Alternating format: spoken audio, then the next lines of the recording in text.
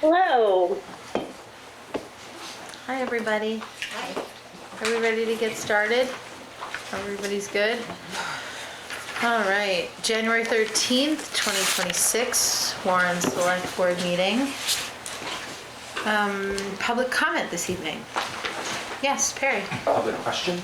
Yeah. Okay. No, First- only comments. Okay. On the short-term rental registration, I guess. Yep. We put a little context in it. We kind of went through it with Colin, and I put together kind of a list of things that we had questions on, of which a lot of that was changed, so thank you very much for that. The question, the overarching question is, if something's not in the ordinance, can it be asked in the registration anyway? That's a good question. Are you talking about the URL in particular? No. We've been discussing that a little bit, trying to understand the same thing. I mean, I don't know, my sense is it depends on what it is. I mean, you don't have to spell out that you're asking for a name in the ordinance, you know what I mean? So I think we don't know the answer to that question, and I think in particular it came up about the URLs. So we were just discussing today, I mean, we need to do a little research on that. Okay. And whether we need to make an amendment to the ordinance. The more specific question to that is, when you click it, you have 8 or more guests in the short-term rental, then there's a drop down that says you need to get a report from the fire marshal. Right. You know, and getting a report from the fire marshal, I think, can be a challenge. I think we talked about that. It is, yeah, we did talk about it. That I think they didn't want to be involved with it. Yeah, they And kind so of if it's told us. requiring something that they don't want to be involved with, it's a catch-22. Yeah. Yep, yep, that, we're aware of that too. Okay, that was the specific part, you know. So, and then there's the other things also, but that's, Yeah, thank you very much for that email, or that you and Colin sent. That was really helpful, and I did the same thing. I went in and tried to register and compare it to the ordinance and figure out where we had some conflicts. So I know Right. Carrie's made some changes. I haven't looked at it. but yeah, the changes, there's a lot of still- changes that were made. Okay. And then, so the question is though, if it's not in the ordinance, so if we could get an answer on that one, I guess, because that leads to a couple of other, you know, ones that are like, if it's not in the ordinance, is it okay to be in there or should it be taken out also? Right, So. yeah. Can I ask you a question? Can you give an example of that? Yeah, the one thing with the fire marshal's report, like if you say that you have 8 or 10 guests, over 8 guests that your short-term rental can hold, then a drop-down comes down that says you need to contact the Vermont fire marshal, have them come and do an inspection, and then get a report from the fire marshal that you passed the inspection, I guess. Yeah. And Do we And know then, and then why? submit that before you can get your registration or your license or whatever we're calling it. And then if the fire marshal's office is taking 3 months, 6 months, you know, or what have you. You know, Colin just said tonight he had a guy that jumped on it 3 months ago, you know, because he was a real overachiever, Wow. I guess, and still they haven't gotten the report back. So it's like, so how do you reconcile that? Do we But- know why that Okay. requirement is occurring? Jim, Carrie? I wasn't part of this, so I don't really have any context, but something is sticking out that if it was over 8 guest or bedrooms, that it was considered like commercial lodging, and Is that under Vermont state law? Yeah, well, don't yes. know. So, Right, yeah. So maybe. Stan was here today, the fire marshal, and because I guess they're getting a lot of phone calls, wanting people to come and inspect their property, and they obviously don't have the capacity. Yeah. And he said that's not a requirement of theirs. So I didn't have time to look into it today, but he said that that is not a requirement of the states. And this, I'm trying So I to don't go know if back. it's one of our regulations No, or what it we is. had this conversation. We took it Somebody out. tried to put it in and we took took it it out.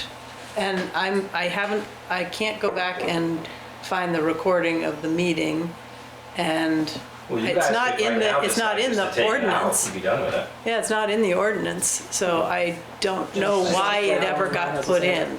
That was one of the, yeah. Josh, do you have something to contribute to this? Yes, thank you all for your time. I just want to second the same statement. I'm over News Warren, I went over on the form and realized that after following the lengthy year process and remember the specific discussion to remove that example of the bedroom or capacity size, noticed that all these things that were in like an earlier draft that weren't in the final approved ordinance were then added to this form. There's multiple ones. I just like, when should we hold off on registering? And it's just concerning that it's asking us to like attest to things that again aren't in the ordinance. I'm not sure why the town is trying to enforce it or, and also the last one is just the payment date.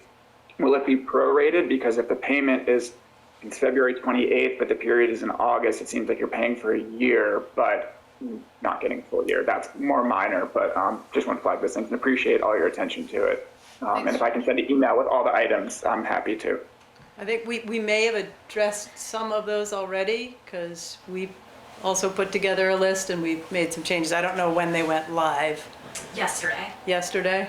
I saw the recent ones, but there's still the bedroom one, for example. Written records to be inspected. There's still ones that aren't in the ordinance, but it's asking for requirements that just aren't in the ordinance. Yeah, if you want to send an email with what you find, that would be great. Will do. Yeah. Thank you all so much. Thanks, Josh.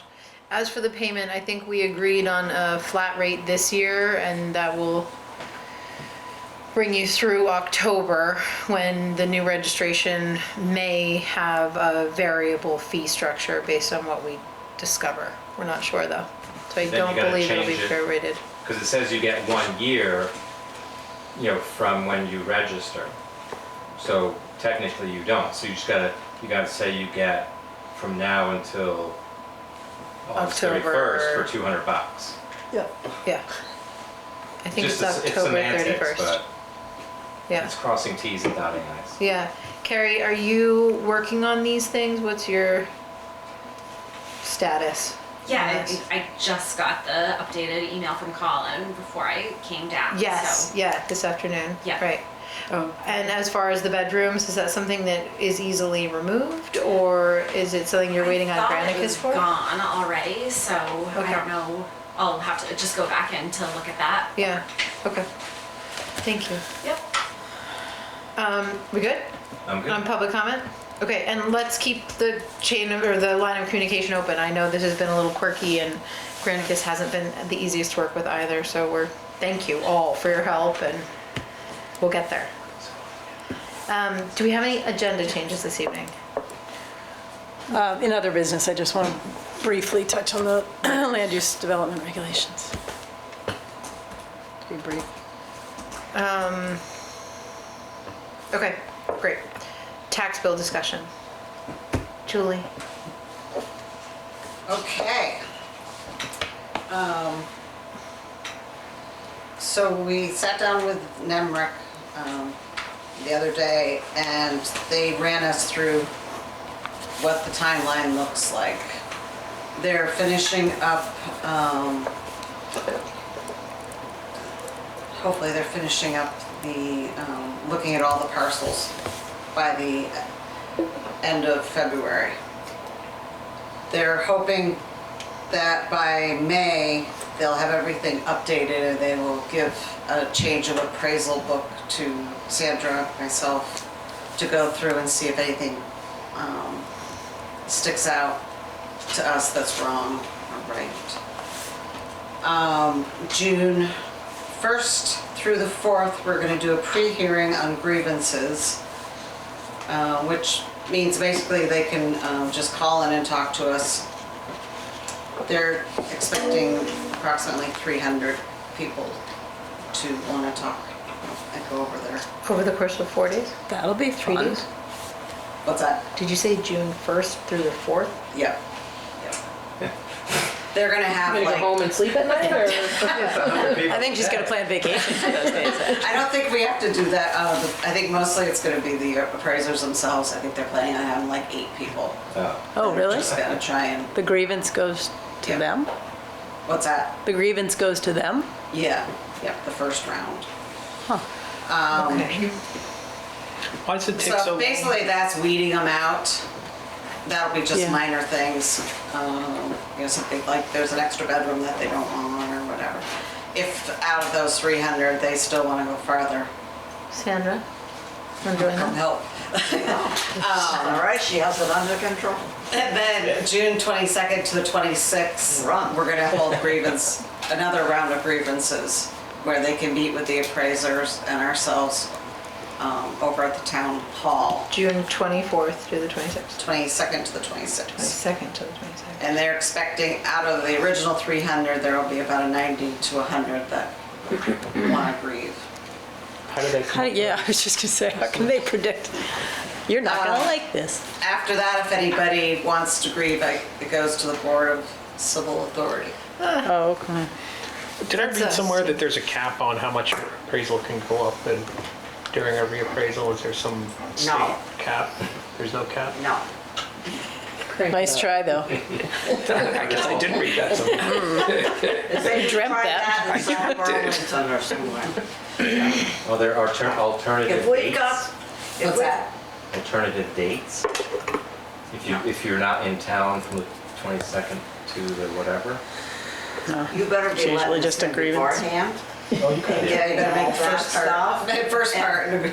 Oh, so that's interesting. Similarly, if someone doesn't grieve, that's how we refer to this. If you don't grieve, June 1st through the 4th, are we allowed to grieve the 22nd to the 26th? I don't know why that's really. Right, or does it have to go through all of the, If they're not in the initial grievance. Yeah, I mean, there's gonna be plenty of time to grieve, and all you have to do is put it in writing Your taxes. and set it in. Well, that'll be something, yeah. You just send it to us, you don't have to appear, but you have to give us a notice. You have to send it to us, and then we can handle it, and if you're still not happy with that, then it goes to the Board of Civil Authority, which is all of you, Right. and the Justice of the Peace. And if you're not happy with that, then it goes to the state. And so if you're not happy with that, it goes to the court. typically, if I wanted to join this next grievance period, it would be based on last year's tax bill.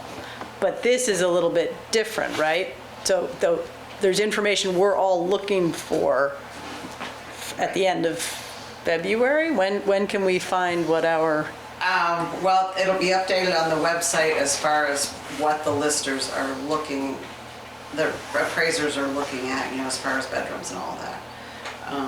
it will be when? No, I'm sorry, I don't understand what you mean when you say that. Yeah, Like can we, right now, you can go onto the town website Yeah. and you can pull up your lister card and make sure that they have the correct amount of I see. bedrooms. and So that should be live based on NEMRIC's reappraisal by, I think you said the end of May. Well, The end of May, the new one. assessment should be in. But by February. could we walk through, End of February, Yeah. the information, the lister's card that is on the town website can Will be can be updated. checked to make can sure. we walk through end of February to June 1st? Like when will happens? people find out what their new appraisal is? Right, they're not gonna find out at the end of May and have to We appear aren't by gonna- June 1st. Yeah, they won't know till May 18th. Well, let's go you through that. will be getting a newspaper that will list the whole town, what they were last year and what they are this year. Then you'll go through grievance with them. You can go to the appraisers to talk to them and stuff. And then after they get through, then it goes to us. All right, let's start at the end of February. So end of February, they're done with their field work. Right.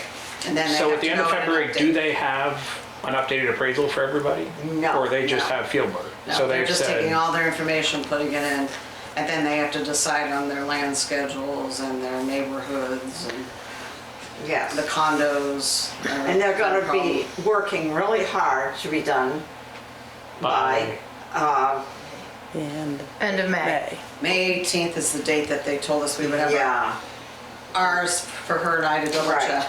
So then you see what they've appraised everything as and how Yeah. they've categorized things by May 18th, if all goes well. Yep, Will it And be in then the what system? happens? Yeah, will it be in the system May 18th, or will you just have it? we'll just have it. So how are people gonna appeal by So June then 1st? what happens you next? don't have to appeal by June 1st. But That's I don't, Hang but on, I don't can know we- what to can we- appeal. Can we follow the timeline through though? So May 18th, you guys get it, and then you check it. Oh, wait a minute, okay, wait a minute. May 18th, the change of appraisal booklets are mailed to the taxpayers. Oh, Okay, okay. All right. okay. All right, so we will get that. So that's the date they're That's gonna when the get put in the taxpayers mail, will so sometime within that next week, if we're lucky, because we have postmasters, mail shows up, we see it. Right. So, Okay, and Nemrick does that mailing, so it comes direct from them, or you guys do it? It comes from them. Okay. Yeah, Yeah. we pay for it, they They do pay for it. it. okay, so we see our new appraisal. You'll see everybody's, Everyone's. Okay. So how do we compare that to what, like, because we've been talking a lot about how if everything goes up, right, hopefully our taxes stay relatively stable because the rate at which we multiply changes. Right. How do we have some understanding of how that value is going to affect us? Will the total grant list be, Published in that? yep. yeah, and Okay. everybody But else's? then, see, that's all up, then you go through the grievances and the grievances and the Right, grievances. and Okay. that changes. And then it'll change. And be sure and go in and talk to them when that goes out to find out why they did and what they use for comparables. Right. Because they're doing all of that. And you realize we're going from 2008 tables to 2025 or 2026. Yeah. Everybody at least will go up 50%. Right. So, and, but then we don't know what's gonna happen after that. Right. But then they will they'll give you comparisons. And you, on your own, can look for somebody else's house that is a lot like yours and say, they're this and they're that. And then we have to show you why they might be different. Okay. And So after we receive that, we have an opportunity between June 1st and the 4th to talk to someone from Nemrick in person. Asking them questions. Yeah. Alternatively, Sandra, it sounds like at any point, someone can send in a note of grievance to the listers yes. outside of this June 1st through 4th or 22nd through See, we're 26th. supposed to lodge by June 4th with the state. We always ask for extra time. So we probably will be going for extra time, and our grievances will probably be after the 4th. Okay. When you say lodge with the state, you mean communicate? We have to ask you permission that we can ask the state for 30 days. We can get up to 60 days. And they aren't thinking that the tax bills are gonna be mailed till September 1st. Yes, that's what we're saying. The longer it goes on, the later we have to push the tax bills out. I don't Unless think you we could survive with sending tax bills out Yeah, you September guys- 1st. We don't have any money at that point. Well, then you can send them out, but then there's gonna be constant changes, What constant happens if we changes. What if we use the delay? appraisal of Yeah, next year? if we delay it. What if we a year. delay a year? Yeah. That is up between you and the reappraiser and the money. That's not up to us. Really? We could do that? What's I- the contract? What's the contract say? I have no idea. So I can we wouldn't get a even copy go of the there. contract? Is there a penalty clause? I mean, I don't know. they We'll would have need to be talk done them. by April 1st is what I They'll have was to, under selectmen the will have to assumption talk to before. them. Well, Danny, you probably know this. So is the state, what would the state say if we delayed it a year? Right. Do we have some obligation to the state? That is something the listers know. That's something. Yeah, that, No, it's, they Do we have an always, obligation to the state? they just have to wait. Well, Okay. our obligation to the state is already past due, right? Wasn't the reappraisal, isn't it supposed to be Yeah, every fair. 7 years or Oh, something, they right? just passed that They just bill. passed. Oh, it. I don't think we'd have a problem. to be You honest. think it would be I okay? think if we could delay it for a year. My worry, Yeah. and I brought it up today, is that by June 30th, we have about $138,000 in our accounts. Right. Yeah, So- we can't wait. We can't, and Yeah. we borrowed $1 million this year for the credit line. Right. And we only used 600,000, and we were able to pay that back by Really quickly. September Right. 3rd, September 1st, September 4th, I think it was. But we also we have a huge payment the end of, or the 1st of June for the, Yeah. for the School. school payment. And I actually don't, I mean, the Premier account was down to $38,000. And you guys know because we went through all the steps on this. But we only had about 138, but we have money coming in from ACH and prepayment of taxes. Yeah. We can send the tax bills out. That is not a problem. But grievances will keep going on until everybody gets settled.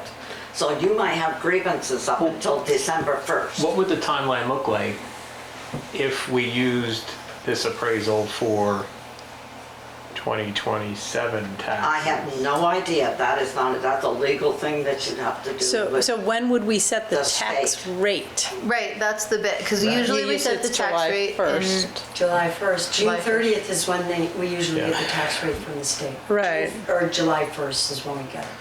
And And- that's when they do the education numbers and everything like that. So Sandra, what happens, like you said, if we sent the tax bills, knowing that there are gonna be grievances still outstanding that will be adjusted, ultimately that changes our- the grand list and therefore would affect the tax rate. Right. So how do we reconcile that if we go that route? Call a lawyer and Well, find out. there's one way of doing it. You don't guys. know.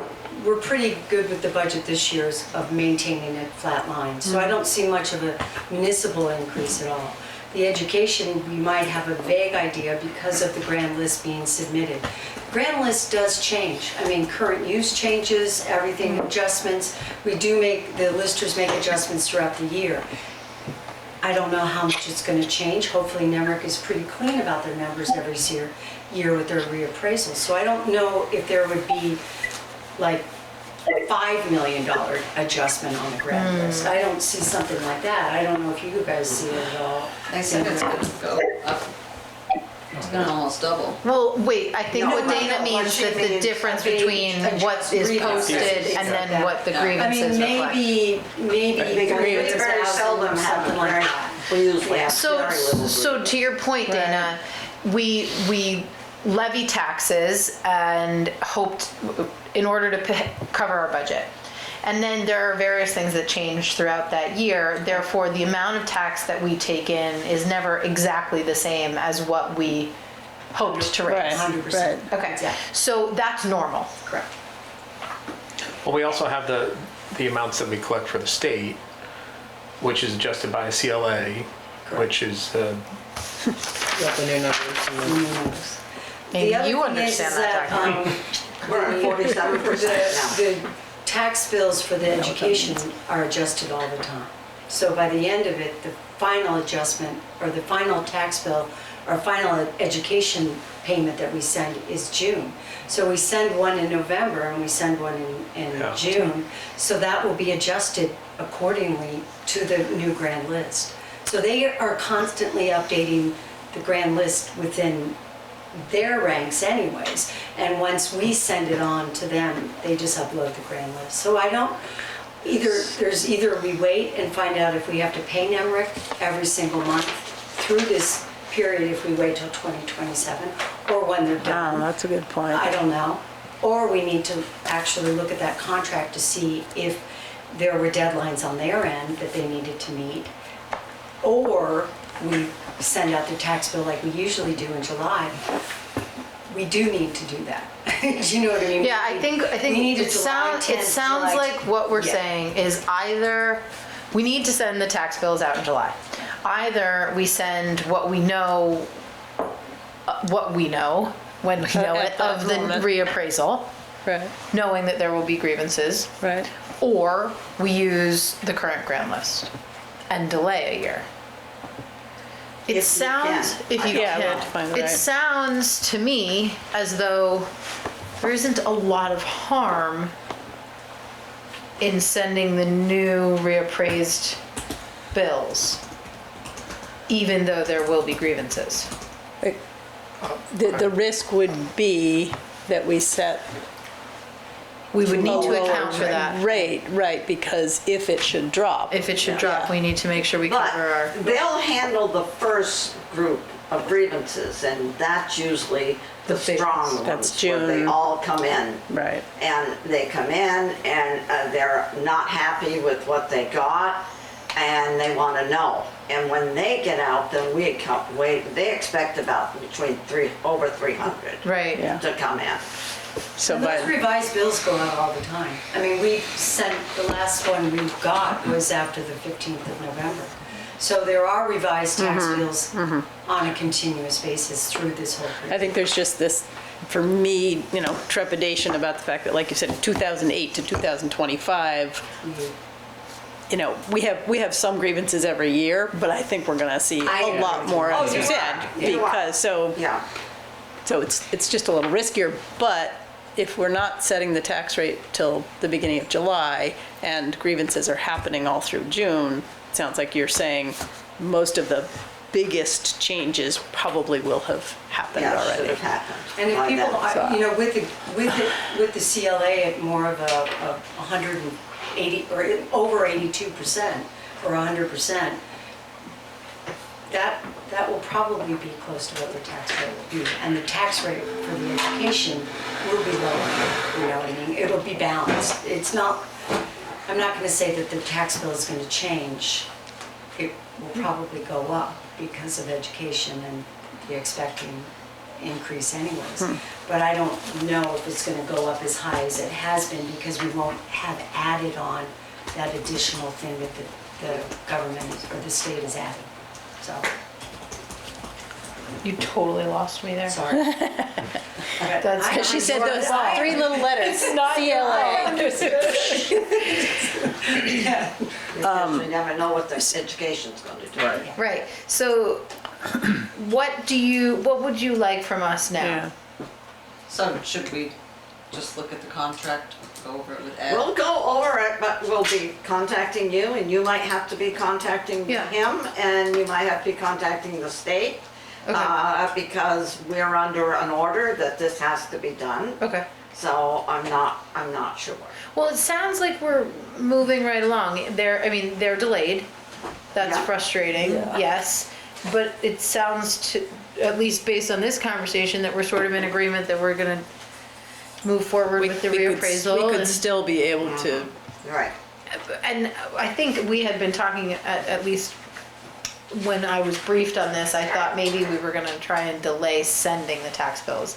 And what I'm hearing is that is not a good option. yeah. No. Yeah. So we shouldn't do that. Shouldn't do that. We shouldn't do that. Okay.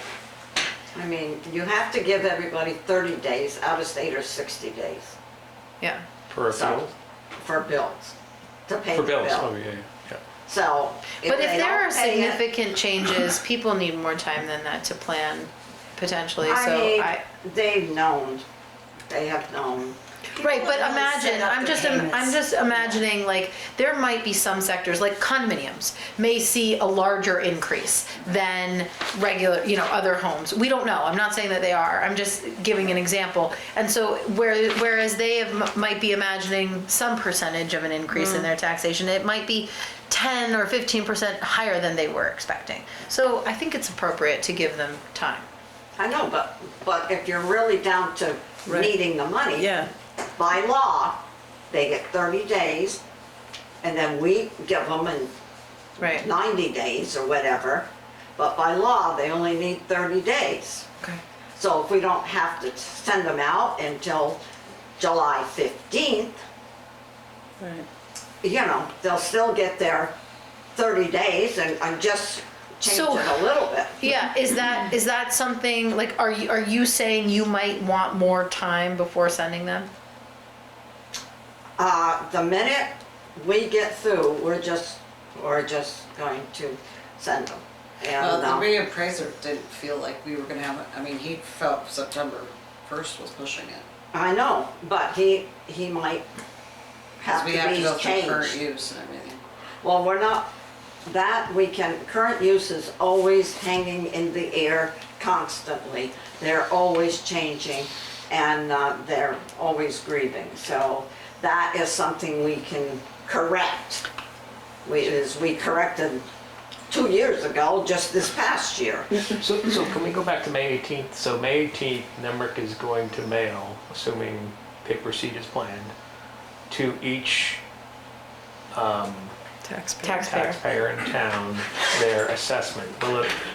But it won't include what their property taxes will be. It'll just be their assessment. Right. No, because you don't have a tax rates. Right. We do that. July Understood. 1st. July 1.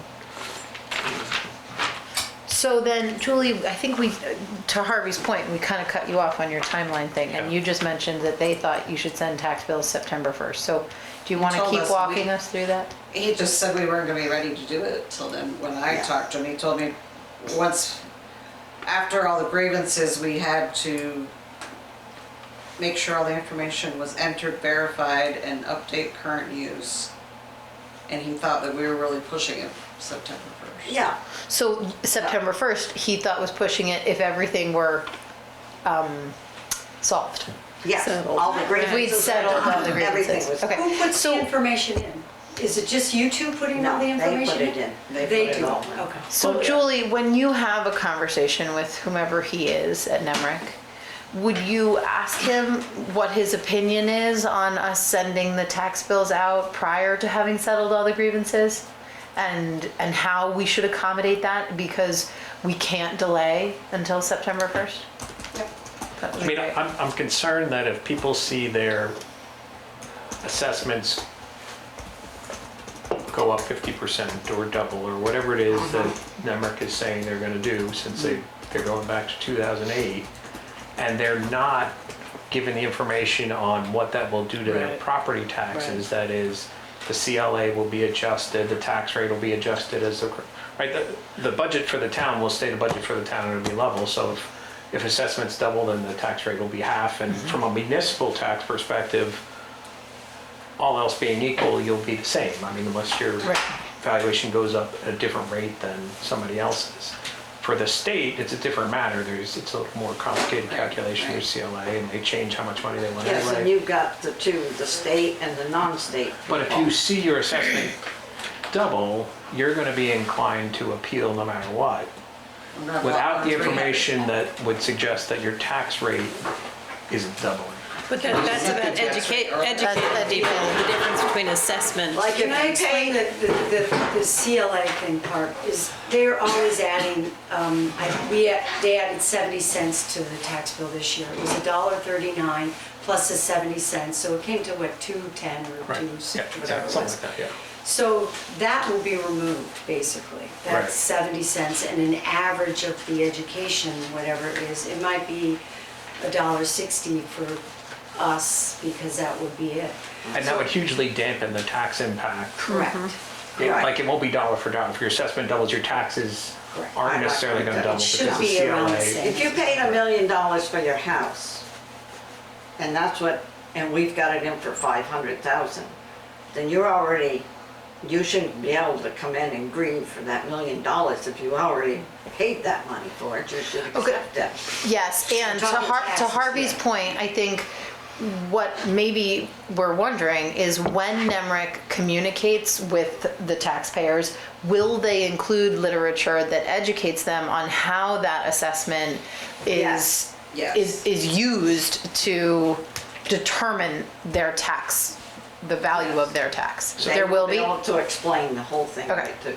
But Most they of need them to will explain it in the letter, right? So as I recall, Dana can help me, the CLA for non-homestead was 63%. So they were already dividing your assessment essentially by 0.63. So, 300,000 would become 500,000 for the purposes of education taxes. So if Nemrick comes back and says your 300,000 appraisal is 500,000 and the CLA gets adjusted to 1.0, then you're even. It's level. Now, if your assessment gets put to 600,000, then you're not even, but if your assessment goes up in tandem with what the state thought your assessment was going to be already, and has already been taxing you at through this CLA adjustment, you're gonna be okay, and I'm worried that people are gonna see a letter that says your appraisal's double, and they're gonna think their taxes Yeah. are So gonna double. Harvey would like to write an informational packet to be sent I would like with the- NEMRIC. The Let me get a expert- copy of the, because he did have a copy, and I should have probably taken it the other day, of the paper that they send out. Yeah. Let me get that. Well, we're not the first town to deal with this, obviously. right. They must have And I clear think the documentation reason they around got so this. far behind us on the condos. Yeah. the condos. The other thing is that the last three. reappraisal letter that was sent out in 2008 had that, Had something in had it. a complete calculations of how it was figured. But they and what- reappraised everybody in the state. So I mean, this, we're not reinventing the wheel here. No. There has to be. And that information is also on the website on the treasurer's page. Yeah, We just right. don't want them to have to look for it. No, I But- agree with you. on Yeah. that one. Perry, you have something to add? Yeah, it sounds like the town needs the money in July. It sounds like you can do revision, like with people grieving and getting revisions and revised tax bills. Why couldn't you just send a July tax bill that's maybe exactly the same as 2025 and then revise everybody's tax bill that comes out in September or October or something like that? Do But two that way you get billings, the money. basically. Essentially make it two Yeah, just make it installments. two, and then it slows everything down and people don't freak out.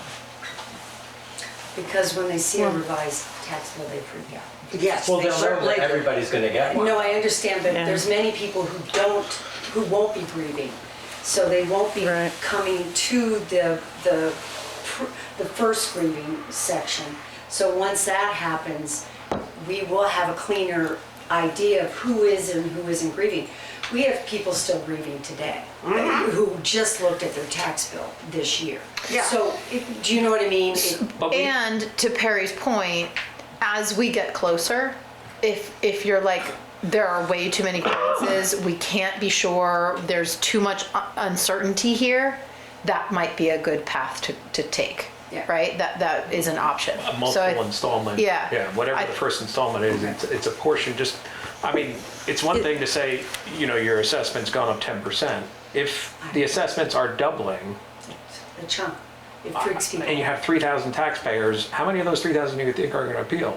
I'm gonna say it's gonna be a lot more than 300. That's, well, but I'm sure they're basing that on historic data. Actually, So I guys, think I a just, very low amount. I want to keep us Yeah, no. on our schedule to the best of our ability. We have a lot to do tonight. Do you need anything else from us at the moment with respect to the tax bill? The Okay. good news is, snow valuation is gonna be done with Sugarbush reappraisal. So we should have a draft by the end of the month. Great. Can you send to the board that timeline? Yep. With as much detail as you can. That would be great. And if you need one of us to jump in on a call with NEMRIC, let us know. Okay, Great, thank you. sounds good. Thank you very much. Thank you. Okay, STR budget. On to budgeting. Carrie, it's so nice to have you here. I missed the only other meeting where you were here. Thanks for coming. Yeah, of course. I think you all have a copy of the budget, but pretty short and hopefully simple. Under the zoning stuff. Oh, okay. It's under, Under the Second page, or third page. short-term rental, short-term administrator. oh, see, I'm looking for the yellow ones, but we've done That's the what yellow I- ones. Yellow, That's what I did yellow too. is done. We're doing Sorry. Okay, we're with you. White, we're in white. White. White. The third page, Harvey. And Kaylee has it, right? Yeah. What's helpful, just to go line by line of the 4, 5. Just give us a lines? second. We'll look through it. Okay. I mean, We have nothing to compare it to, well, so, we've spoken quite a bit about the Granicus fee. yeah. I mean, it is what it is. But We it's, don't need to rehash that.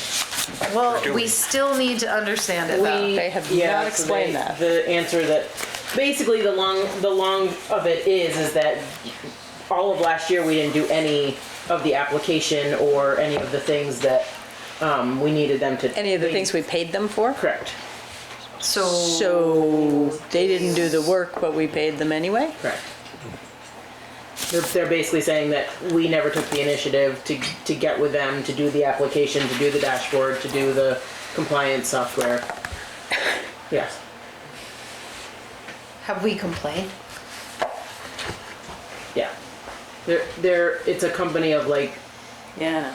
a gazillion people, and I just keep getting passed down to this person and this person, and I will literally read you the response that I got.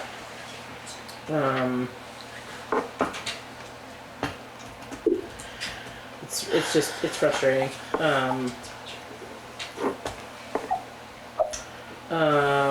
Thank you for reaching out about the invoice. I'm happy to clarify. As mentioned in my October 10th email, your subscription includes 3 products, and the new invoice reflects the continuation of those same products.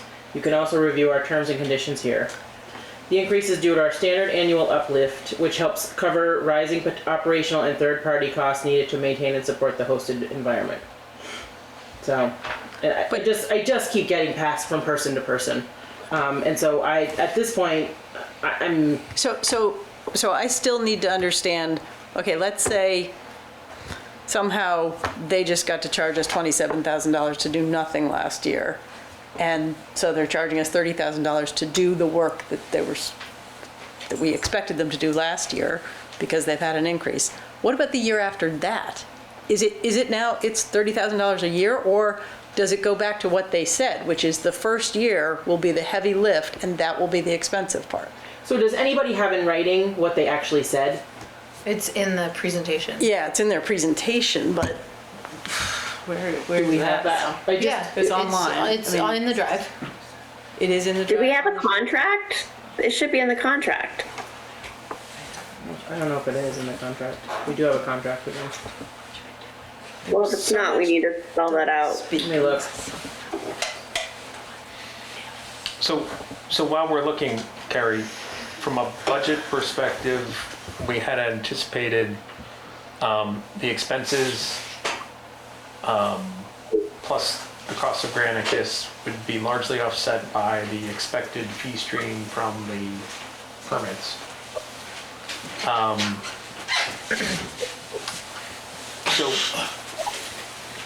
And that's not the case. That's not the case. Well, so where does the 32,000 come from? What's that estimate based on? How many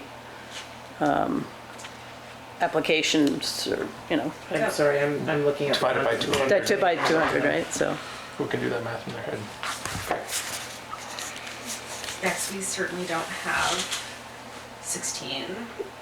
16, It's 160. 1,600, 160, yeah. 160. Oh, And we have thought we were gonna get shy of 400. 500. Sorry, that was a copy and paste. That was my bad. It shouldn't be 32,000. I wasn't sure what that number was going to be. I think what's on the dashboard right now. We have 465 65 or something like that. so it should be 465 times 200. Well, but we anticipate 75% Yeah, compliance. the first year is So not the call full. it 348.7, let's say it's 350. Yeah, so it should. Times 200, that line item should read 70,000. Yeah, Sorry. that makes sense. Thank you, that was Good. my question too. I'm sorry to interrupt. Lisa Loomis here. Is it Hi, possible Lisa. for me to also see that budget page? Hello, everybody. The one that you're working from, please sure. I'm working on it, Lisa. Thanks, Beck. I'll lower my hand now. So we have roughly 18,000 of expenses for administration, 30,000 of Granicus fees, for a total budget of 48, offset by 70 expected fees, which is consistent with what we were expecting. Yep. So I feel pretty, outside of our discussions ongoing with Granicus, I feel pretty good about that Yeah, budget. so it leaves us with a surplus of 21,367 is what that will read once we get it updated. Right. And we absolutely need to dig in with Granicus Yeah, I mean, on what these fees are and what we paid for and and how they plan to deal with it going forward. are we signing a new contract every year? I don't know that we know the answer to I that didn't sign a question. new contract this year. Luke signed a contract. Can we get a copy of that contract? 24. Or if it's on the drive, that's fine, but, yeah, I don't understand what the Yeah, contract is. Is it I a don't one-year see- contract and what's included in Well, I it? think we should take Granicus as a follow-up. We've already Yep. discussed it a few times. We like the budget, 21K surplus. We're forecasting expenses under the fee stream, so Yeah. I like that budget. I think it's great. Carrie, what does this represent for hours for you, and do you feel like that's sufficient? That was based on 15 hours a week. 12 hours a week. 12 hours a week. I think, I mean, right now I'm putting in more than 12 hours. But you're onboarding. Right, so. This is the $30,000 a year version. Right. So do you expect it to be 12 hours for maintenance or to go down to 6 to balance out what you're doing more now? I mean, I don't know. I guess it depends on the types of questions and what people are needing. We've only gotten about 15 applications back so far. Yeah. I expect there to be an influx prior to the due date, but it's just hard to gauge right now, especially if inspections are being done. I don't know who the inspections will be done by. yeah. We didn't anticipate inspection, did we? Only if we choose to do them. Okay. We Yeah. put in there that if we felt an inspection was necessary, we could go in and inspect. That was the point. Yeah. It wasn't that every single one was going to be inspected. Absolutely not. And that would be like That's if there's something ridiculous. really questionable or there are complaints Right. about a property, right? Like it's not, we're really not looking at enforcement here, we're just trying to get an understanding. So I think what I like about this budget, to Harvey's point, is that, you know, we have some funds. If we need more time in administration, But there can I- is money to cover. Can I ask a question about that income, though? As we just pointed out. So that, what period of time is this, are we expecting this to come in? Well, this is due by February 28th. 28th. Oh, Right, and then it's but- due again at the end of the year. That's what I'm trying to figure out. Is this budget, Double it. which goes back to the question earlier about the fact that we're not actually getting this up and running when we thought we would. Should we be charging the full amount for that first year? Well, I don't think we are charging a full amount necessarily. I Well, think, we're charging $200 application fee. yes, but we all agreed that once we see what the properties look like registering, that we would amend the fee structure.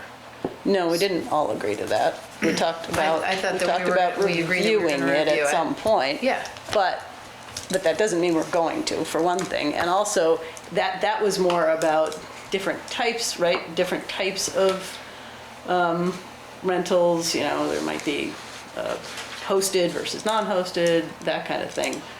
I'm talking about a one-year fee that everybody's paying ahead of time, and they're really at this point only getting 6 months. They probably get 6 months out of it. And then they'd be paying, even if they paid less, they'd be paying it again in October. Yeah, I don't see a problem with it because I feel like we set a really moderate fee to accommodate for that. But they're still not getting, it's like paying 6 months mortgage and then having to pay it again. Or You are paying 12 twice. for 12 months, We're- then you're only getting yeah. 6 months I'm not rental for it. sure how we're justifying it. And I think, you know, I made the argument that it shouldn't be a rolling registration fee thing. We can't manage that. So there will be people who, you know, buy or start, you know, a short-term rental somewhere in the middle of the year. They'd only get until the end of October, and then they'd, you know, so they'd be paying a partial, or they'd be paying for only partial year, but not for everybody because we didn't set up the platform in So time. $200 is due February 28th, and then another 200 is due October 31st. October Which, 31st. which is also a little bit, the registration said December, and the. That's been changed. That's been changed, too. yeah. So Yeah. October 31st is the date in the ordinance. So arguably, you're saying you could do $100. How many people have paid for February? Right. Have we already had some Not payments? About 8 or 10 maybe. So you could do 100 for February and then move to the 200 for October for the full year. Or whatever that fee structure ends up And being. you'd still be collecting $300 per registrant in 2026. Right, and I guess my point was, with a $20,000, positive, right. ending up in the positive, we have the ability to do that and still be able to cover the, So long as people Possible. register. Right. There is also the possibility that they don't, and they won't, and then we're in the red. well, how many, I mean, even if only 50% register, I think we went through that Yeah. exercise. So are you suggesting changing the fee structure now? Well, Carrie, how hard would it Or- be if we were interested in doing that to We'd have to refund refund the some. 8 people that have paid their $100? I think most of them have come through credit card, so I don't know what that refund But process it's not is easy. like. No, it's not. Oh, all right. It's possible, but it's not. Well, we don't, yeah. You could push the expiration date also to February 27th, and that way they get a full year. Yeah, no, we, It's true. yeah. You could give the people that have paid a credit for their October bill. That was the other thing. That might be easier than, because we kind of picked the end of October because it's sort of the beginning of rental season for, Yeah. maybe it doesn't matter, I don't know. It just seemed We like don't a want to punish the logical early adopters. date. There are also Yeah. people who only operate short-term rentals either in the summer or in the winter, right? So they're gonna Yeah. pay an annual fee for 6 months of operation anyway. Yeah. I really just think we should leave this alone. Leave it. My reasoning is that they don't have any control over it at this point. It's we who have not gotten it online until now. It's one thing if they decide to, do a short-term rental and they know they've only got 6 months left, whatever, that's their choice, but. Yeah, I feel like we set the fee where we did to accommodate for the fact that it wasn't a full year. So I don't know. But we're I don't. projecting $20,000 extra. Hopefully. That's 75%. So Do we what, want to take this, what would you like to do? Yeah. do we want to think about this? We Yeah, don't have to do make this anything. Why don't we decision think tonight. about it? Let's think about it. Okay. So I would vote to approve the short-term rental administrator budget pending a change in fee, which Right. wouldn't change the budget, it would only Right. change the fee income. Just change the bottom line. I would move to approve the budget as laid out here with the adjustment to the fee that we talked about. We don't usually. We don't We don't usually make a move to motion, I approve don't it, think, we but- just Oh. give Right. comments on it. But I think, Yeah. sounds good. Thanks, Karen. Thank you, Carrie. Okay, 4th of July. Hi, everybody. Ben. Oh, Good to see you all. well, we can't see you Hi, Ben. anymore. We're sharing screens, it's okay. Hi, Ben. Can you hear me? We can, yes. Thank you, Carrie. All right, great. All right. Thanks for having me. Thanks for being here. I imagine a fair number of you in the room are here to have this conversation. What's the conversation? 4th of July? The 4th of July? Carl, you're here for this? What? Is the Rotary guy, is that him? Yes, this is Ben. Yeah, The Rotary guy. My bad. I'm the Rotary guy. Ben, And Carl, Ben. Nice to meet you. So there are two proposed changes that I'd love the select board's opinion, everybody's opinion on. I outlined them in the memo. Would it be helpful for me to review them again here? Yeah, that would be good. Mel? Great. Yeah. The first change is moving the location of the food vendors and the band and the bulk of the portalets from the Warren Store parking lot up to the municipal parking lot to use the new, oh yeah, great, I can see it on the screen. So Ben- I'll just let you read it. Ben, I'm going to pause you for a second. We've had a request from the audience, just to sort of summarize what we're doing here. Like, why are we? Yeah, so Ben is now, you're the chairman of the MRV Rotary, is that right? Nope, I'm just the chairman of the parade. Of the Effort. parade planning committee. Because Susan Klein, who used to do this, is Yeah. now the president of the Rotary. So Susan used to do this every year, and we always had a recap. Okay. Ben is coming to us to discuss some changes that he is proposing Okay. to the way that they run the parade, and we are here to discuss them. Got it, thank you. Yeah, of course. Okay, Ben, sorry, please continue. Yeah, that's okay. So there's two changes. The first one I think is a little bit less controversial. It's moving the food vendors, the portalets, and the band from the Warren Store up to the municipal parking lot. You can see the pros and the cons on the screen.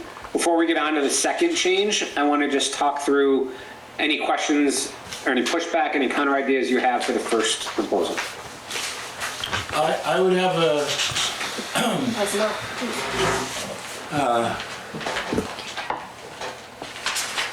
Carl, you had something to say? Yes, What? please. I would have a question is, how many food vendors did we have last year? And how many food vendors would you like to have in '26? Yeah, I want to have double. So we had 3 food vendors down at the parade and 1 up at Brooks Field. I'd like to do double that. You had 4 here and 1 at the, sorry, 3 here and 1 at the field, 4 total. And the reason for that is they were just, the lines were too long, it was too crowded, is that the idea? Yeah. Yeah. How Yeah, many exactly. food vendors would be on the green up here where the Band would gazebo be or whatever you pavilion. call it is? I'd like to do 6, but it depends on space. I have to get a sense for how much space we have. He's looking at 6 vendors up here and proposing that the band is in the pavilion, is that right, Ben? That's right. And would any of the vendors be on blacktop or would they all be on the green? I don't know yet. That's a good question. We'd have to see what we're allowed to use, what space we're allowed to use, and then how much we can fit in that area. Yeah, I think there are some significant things to consider if we're gonna move the party up here. And you've sort of outlined a couple of them, right? The parking for volunteers and the disabled needs to be accounted for.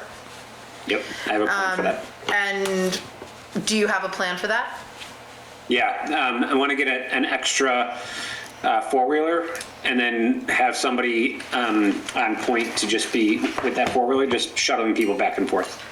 When you say a four-wheeler, On disabled people on four-wheeler? yeah, do you mean a golf cart? I mean a golf cart, thank you. Okay, yeah. That's what we Is there space in the parking lot for emergency vehicles, sheriff, ambulance, fire department. stuff? Well, the fire department we'll is make sure. conveniently located in the parking lot, so that's to our benefit. Good. The staff. Is the ambulance service usually here? They're usually. Yeah, they're usually, Yeah. they have a presence. Yeah. And the sheriff? Yeah, usually what happens is so there's currently 2 golf carts, we'd get a third, but when there's a medical need, somebody shows up in a golf cart, takes the victim or, whatever you want to call it, the patient, to the end of the road where the ambulance can pick them up. Back to the question of food vendors. When you're projecting how many food vendors that you are permitting, how many food vendors do you think would be provided by the Warren Store and the Pitcher Inn? Are you counting those as part of the food operation? No. I'm not counting them. So they would be an additional option to get food, but they wouldn't be up on the municipal lot. You need to go down there. Yeah. And we do have a representative from the Warren store here. Oh, good. It's Mark, right? I'm Mark Delaney, I'm one of the co-managers now at the Picture Inn. Hi, Mark. Thanks for being here, Mark. Do you have anything to add to this portion of the conversation? I like your proposal. I think in terms of vendors, the Picture Inn provided several tents with different types of food on it. We would continue to do that In your spaces? in our space. Uh-huh. Yeah, I don't think we'll come up here. Okay. We would. And what are your thoughts about moving the band? I think I'm gonna hold off on that. I'm gonna think about it for a little while. I have to look at the repercussions for us and the pros and cons Okay. for the inn. And Yeah, if it's helpful, I'll mention, I spoke with George Dorsey about this. Yeah, And please do. he was fine with it. He was No, fine. I already did. He was fine with it. He wants to, his concern, one of his concerns is the porch that we have the band on Yeah. really should only have 3 people on it, and the band that we use is much larger. Yeah. So he's, regularly concerned with the safety of that, and so he likes the idea of getting the band out of there. And I think it's just always been a big pain in the butt for him to have all these, in his words, competitive food vendors on his property. So I think he likes the idea that that won't be the case. Okay. Yeah. Jeff, Ask about Jeff. please. So I have a quick question. If there's not going to be parking in the municipal lot, where will all the parking go to? Up behind the cemetery, there's a bunch of open spots. And then obviously Sugar Bush has a lot of parking, and we're going to, because of the second proposal here, we're going to have more access to the Sugar Bush lots. So you're going to have cars leaving the cemetery parking lot up top and coming right through where all the bands and the food trucks are going to be. Yeah, the plan is they would come down and there'll be a lane kind of on the perimeter of the parking lot to exit the vehicles. And we would kind of cone it off, maybe even rope it off. So the cars wouldn't go through the dancing area. Yeah. Ben, I don't know, I'm gonna jump in here. I don't think that that's a viable solution, and furthermore, the cemetery owns the cemetery lot and would need to grant permission for you to use it that way. Yeah. That's not something Okay, the that's town helpful to can know. do. I don't think you should have. Alternatively, what you could potentially do is park at the school and shuttle people there, and to the park and ride. Those would be the two locations that I think would work, and it seems reasonable to think about the volunteers and handicap parking being there as long as there is adequate shuttling. And I'm not sure one would be enough, but I don't know. Okay. Yeah, I'm not necessarily here, but what I believe happens is you get a lot of people who it's not handicapped necessarily, but they can't walk real far, especially carrying chairs and stuff like that, who come up here, park here, or get dropped here, off here, and then, set up right along the other side of the green looking down. I think it's probably more people than you think who would be needing that service if we didn't have parking here, or the ability to at least drop off here. Yeah, Jeff, last year I think there were maybe 14 or 15 cars in the lot. Not even that many. Yeah, and that also included volunteers, so I don't think there were a lot, but dropping off is significant. Security parked up in the cemetery, they got permission. Yeah. And volunteers also parked up at the cemetery with permission. I think that Ben knew that. There weren't that many people down here, but I don't know why they couldn't use this lot if the bathrooms are in the front of the building like we've had in the past. We had 8 2 years ago. We had 4 portalets last year, and So I think Ben's aware of that issue. So use this lot for parking. Correct. And then have all the activity, dancing In and that zone. everything going in that direction. How are you gonna fit 6 vendors plus a band Yeah, plus the people that are I don't dancing think you plus are. the portalets? No, you're not. I don't think you can get You need 6. the whole thing. I think you need to Six kick vendors. We had all of the portalets in front of the building one year, and we didn't, I don't think 6 vendors exactly, Quail, but I Yeah. bet you could get 3 3 or vendors 4. up there, and then you could put them in near the post office with permission. But all those people that are dancing between the picture in and in front of the porch are now in this space. In the with green, those- which would easily, we've done, I So, think.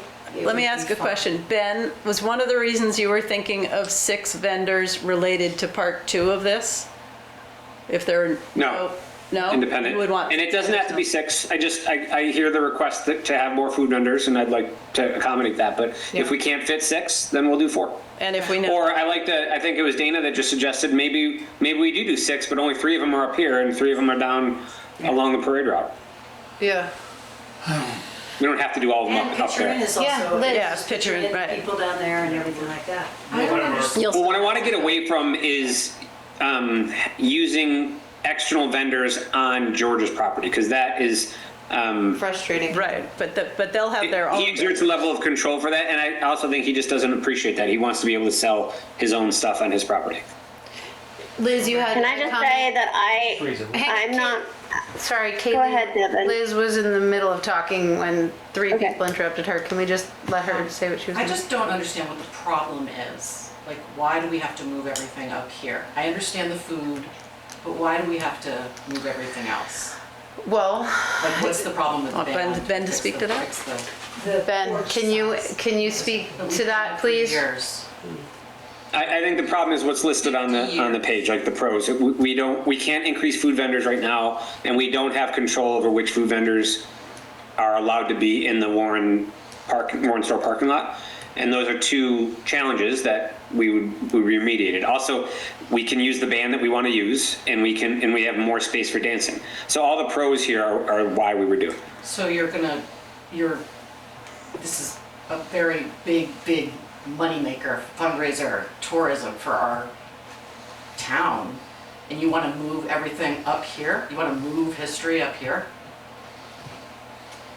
Yeah, I want to move it about 300 yards. I mean, we're not talking about fundamentally changing the parade. We're just shifting the location to accommodate more people and accommodate the requests people have made for more food vendors. People.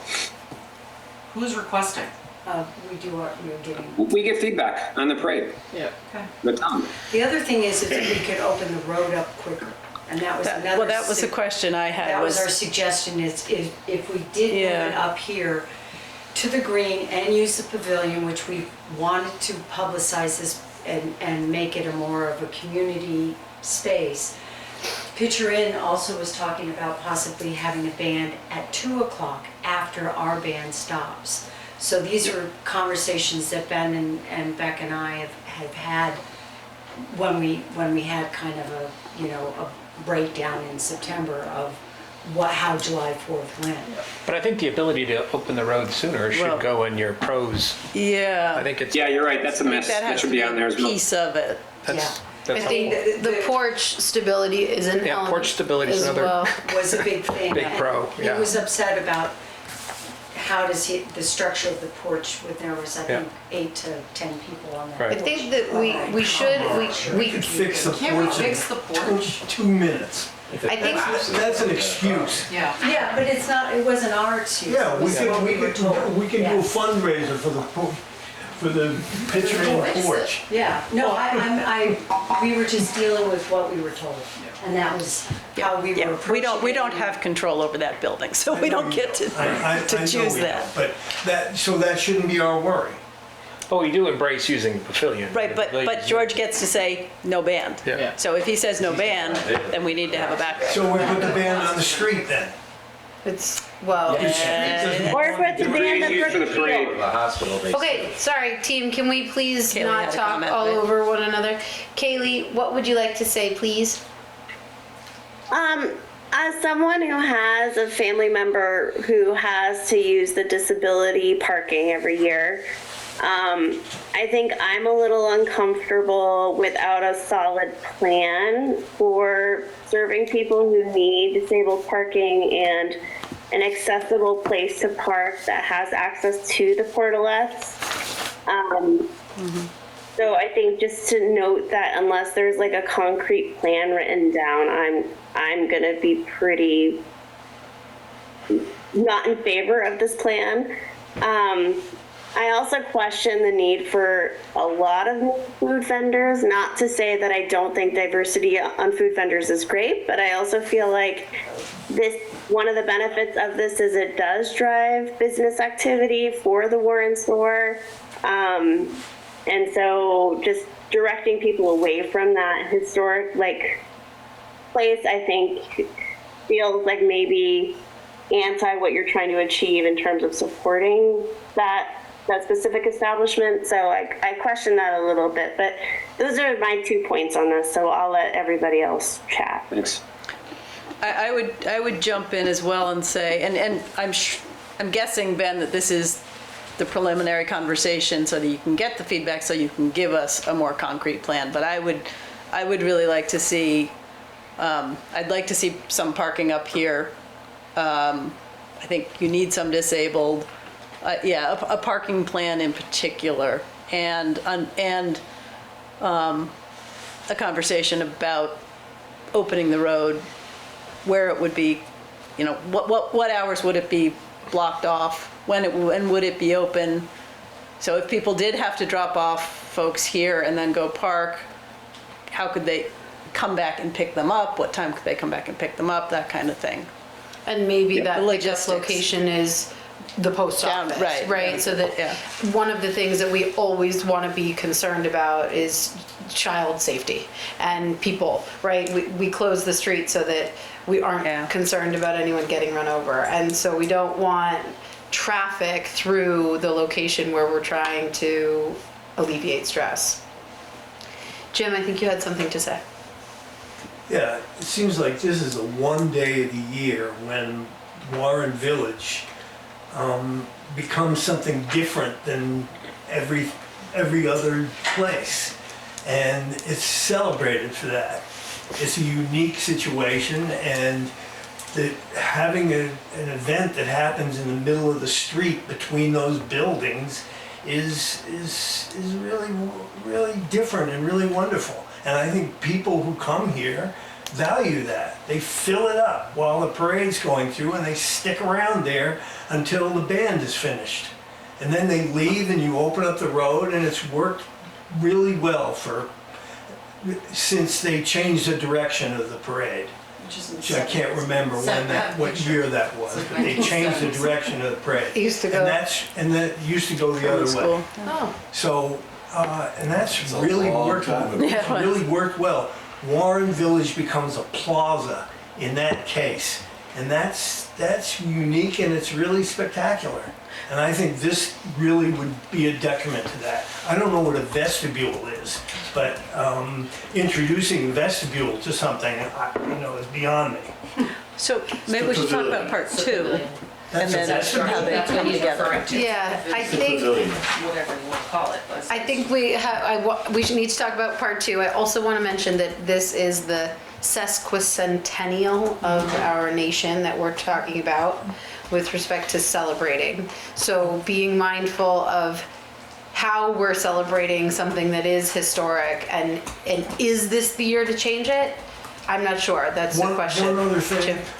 Doesn't the town own the property around the other gazebo? Yes. Why couldn't food vendors go there?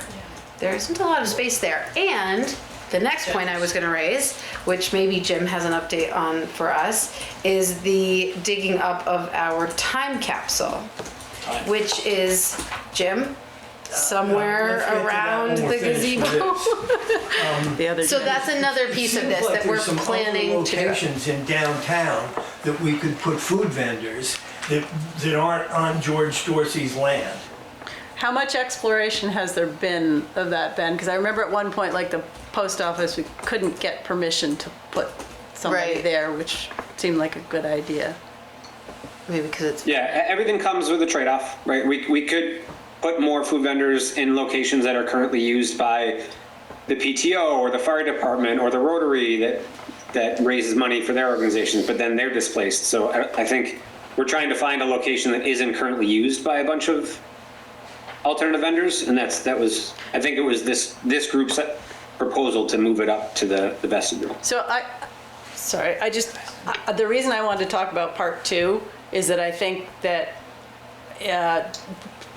what goes on at Brooks Field ties in a little bit to this conversation. So where we go with what happens at Brooks Field, I think might tie the town green in a little bit. Maybe we don't do Brooks Field. Okay, well, let's talk about that. Context before I propose the move in number 2 is just from and this probably should have been in the memo, so my apologies. The parade had more people last year than ever before, and we're anticipating even more this year. So last year we had, we don't have exact numbers, but roughly 20% more people than ever before. And this year, I wouldn't be surprised, since it's a Saturday, that it'll be, if the weather's good, it'll be even more than that. So given the significant increase in number of people, we believe Brooks Field is no longer a tenable solution for post-parade activities. We'd like to move the activities up to Sugarbush. I've spoken to Sugarbush. They are willing to do this. They can accommodate much larger numbers. This would reduce expenses for the town by over $5,000. This would reduce a lot of the work in planning the parade. There's quite a bit of work involved in planning the Brooks Field just as is. And if we wanted to scale up Brooks Field, it'd be, considerably more additional work. So those are the pros. The drawbacks are we would have to increase the number of buses, shuttling people back and forth. We'd have to make sure we don't, like Sugarbush, their only request is that we don't do anything else in Brooks Field if they're going to take on the post-parade activities. And we have to do a lot of advertising because change is tough, and this town in particular doesn't like change. Yes, sorry. Liz. How many people, like we know that there's a ton of people, like you said, 20%. 20% is of how many? Was there 10,000 and then there was 15,000 or Oh yeah, what is the total? And then the attendance? question is how, I don't know how busy Brookfield is. How busy is it? Like, is it a popular place that the younger kids go to? Like, we know people are down the parade, but I don't know what the... Apparently. Ben, can you speak to those points? Yeah, so roughly speaking, there's typically about 4,500 to 5,500, so call it 5,000 people at the parade. Last year, we estimate we had over 6,000. Again, these are estimates because we don't know for sure. And because this year is a Saturday and it's the 250-year anniversary and the political climate is what it is, I wouldn't be surprised if it's significantly more than even the 6,000 from last year. As far as how many go up to Brooks Field, about 1,000, and I think there's a demand for a lot more, but they go up there and the food is run out, the beer's run out, the music is not sufficient for the space, the games are crowded, and they leave. I think there's a desire for more post-parade activities if we could accommodate it. And there's not enough space up there, you're saying? Right. Well, there's space. The space isn't the issue. It's more just it's not set up, like we don't have a big stage, and so the band, they have plenty of space, but it's 2 people and a microphone, so not a lot of people can enjoy it because the sound only get so far. And the kids' activities, there's only so many kids' activities that can only accommodate so many kids. So we'd have to literally double that if we wanted to accommodate the demand. So there's just more demand than we have supply. So at Sugarbush, it would be at Lincoln Peak, and then would it be in the courtyard with parking? Yeah, it'd be all over. I mean, the parking's up there already, and so we'd be taking advantage of the fact that all these buses are bringing people up to get to their car, and they would just, enjoy the courtyard and all the restaurants there, and they'd have bands, and the kids' activities. We'd probably use the same kid vendor and just move her from Brooks Field up there, but maybe add a second food vendor or a second kid vendor up there. So maybe wait a Sugarbush minute, has some stuff. If you move it to Sugarbush, it's no longer a Warren event. Right. It's not a town of Warren event. It's a Sugarbush event. Yeah. Yeah. Yeah, the post-parade stuff would be a Sugarbush thing, and they would take care of we wouldn't have anything to do with it. cost. Not even shuttling people, probably, the buses. Why would we pay for the buses? No, I mean, Sugarbush is part of Warren. If you've ever been to the Warren not town 4th of July parade and watched the business. number of We're people a that municipal. walk from We Warren just Village wouldn't get to make up those to Brooks decisions. Field, none of those, I'd say half of those people are gonna get in a bus to go some remote location Yeah. to party. I just don't see that. So I think the question for me is, if Sugarbush wants to offer something different up there, can we, should we sort of relocate some of what goes on at Brooks Field onto the town green and still have, so if we had the band and the party on Main Street, you know, down by the Pitcher and Warren Store, and we had some of what goes on at Brooks Field up here on the town green, would that be a nice complement instead of everybody having to run up the hill coming up here? And I don't care, I mean. What's the problem of, yeah, I don't know. I have a couple of points that I'd like to make here, and that's an interesting compromise. As someone who was born and raised here and has spent all but one of my 4th of Julys in this town, I'm sorry, Ben, I am very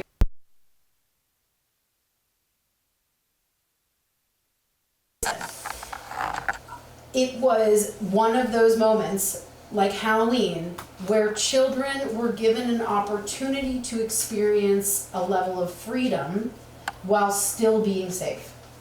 And as soon as we were sort of old enough to have our wits about us, we would go to Brooks Field and play on the playground, which isn't here, we have a tiny one, but there is a very large playground up there. And we would do all kinds of fun activities up there. Our parents would, at that time, drink and dance in the streets. And we would come back down at, 1, and we'd all go home together. I think that you're gonna lose a lot of that. You're gonna lose the ability for families to participate in separate but similar activities. And I also love, to Jim's point earlier, the way that it really does transform this town. And one day a year. Devin, can I respond to that before you make additional points? Open it all up. Yeah. It's not that I want to interrupt you, so I don't want to hear 3 other points and then have to go back. Like, I'd love to respond to each one. Please. I appreciate that perspective. I would just point out the parade today is not the parade of your youth. Like, there's so much more demand and so many more people that there's a lot of people that don't get to enjoy it the way you used to enjoy it because there's not enough room. So if we want to provide a benefit for kids to be able to enjoy it, we have to accommodate. We can maybe accommodate up at Brooks Field, but we have to do something different to allow for the fact that there's thousands of Brooks Field. I think that if we engage, like Devin is saying, we all grew up with the kids playing up there for hours, and we were lucky. We had a stage, we had dances, we had line dancers, we had carnival things, we had rides, we had the ponies, everything like that. Yeah. That's where we need the energy to get the more of the activities up there, and then it would be successful. Yeah. We wouldn't have a problem by having that. I mean, we all watched that line dance, Jim, with those people from Granville that came down, and you thought, this is the best thing I've ever seen in my life. I mean, but we also had a blast up there. That was the parents, we all dragged our kids up there and we enjoyed. It isn't happening. For whatever is happening, it is one event for a bars, the It's beer the bar garden, scene, yeah. and the Rotary is selling hot dogs that they run out at 12:15. Right. There isn't enough energy put in there. So when we spoke, Ben, I mentioned having, there's got to be some July 4th carnival act that comes by and gives rides. Let's see about that. Look, I'm not sure if you looked into it, Ben, on pricing or anything like that, but that was something Rebecca and I spoke about, to see if we can bring the energy and the families can have the enjoyment that we did. Yeah, because I think right now it's like a bounce house and a beer tent. And the Rotary hot dogs. And the Rotary hot dogs, which is definitely not serving, to your point, Ben, that's not serving the population. Yes, Carl? Yeah. Well, I also remember the events up at the school. I've been going to the 4th of July parade for 48 years. Yeah. The school part was the most important part of the 4th of July. And then at one point, it wasn't anymore. Yeah. And I think it was the beer tent. I think you're right. It did, it changed the vibe. Changed the whole vibe. There used to be a puppet show. Yep. Guys with axes carving The dunking booth. dunking teachers. The dunk booth was there. Water polo. Yeah. There were dozens of things going on. Yeah. It was a lot of fun. Yeah. It wasn't. But it was more It was for kid-oriented. kids' fun. Yeah. Maria? I think if you fragment it and you take all of that activity and move it to Sugar Bush, it's gonna stop being what Jim was describing, Yeah. that community event that transforms Warren and makes it something special that all these thousands of people come to. If it goes up to Sugar Bush, it becomes a tourist event. I just feel like that's fragmenting it too much. If it goes to Sugar Bush, it becomes a tourist event. Yeah. If it stays in Warren and Brooksfield, it's a local event plus tourists. Yeah. Ben, can I ask a question? Be honest, is moving Brooksfield to Sugar Bush somewhat about your resources and the ability for Rotary to, because we're talking about scaling up Brooksfield, and you're talking Yeah, I about appreciate getting the rid of question. it. Yeah. I appreciate the question. I think what it's about accommodating a larger, demand, and there's two ways to do that. We can really invest in Brooksfield, or we can offload that to Sugar Bush. And part of the appeal of offloading to Sugar Bush is, yeah, we have barely enough volunteers to run the parade as it is. So to significantly invest in scaling up Brooksfield, I don't know that I'm going to get enough people. I mean, it's easy for people to complain about change. It's harder to get people to show up to committee meetings and work on building out. And also the cost. I mean, we're already spending over $5,000 on Brooksfield. Is the town of Warren willing to spend $10,000 on Brooksfield, or take $5,000 off your budget by moving it up to Sugar Bush? So, right? So if we didn't change anything this year, if we just left it the way you've been doing it, your concern is that we'll have a lot of people who go up to Brooksfield and are They disappointed? just don't have, the kids that want to play, they don't have enough don't have enough room in the things to play. People that want to eat don't have enough food. People that want to drink don't have drinks. People that want to listen to music and they can't get close enough to the stage. So adding vendors wouldn't make it too you much can solve the food piece, right, Ben? That feels like a relatively easy lift. Is that expensive? Right? No, I could solve the food piece. Yeah. That's the easiest. And we could have 3 bouncy houses instead of 1. What do we Well, need to even- do? yeah, I mean- Just tell me what we need to do. Tell the ladies what they need to do, Ben. We need more food we need more food vendors. We have to go out and find them. I mean, it's not like that's nothing, but that's not a big deal. But we need to find them. We need more kids' activities. I mean, it's not like we can just say, hey, send us 3 instead of 1. We have to find 2 more vendors that have more bouncy houses. We have to coordinate with the electricians to wire it for power. We have to get dig safe to allow for more tents up there. We have to get the septic engineer out to allow for more stakes. We probably need a bigger band setup with a stage, which is going to require more power, but also probably permitting and logistics to get that set up. I think we need the school to provide more resources. Like right now, they provide access for water. Probably need more from the school. I mean, we could do it. That sounds ideal, but do we have to have ideal? I mean, because I guess the first thing to me is the food. I get having more food, and that seems like a pretty easy solve.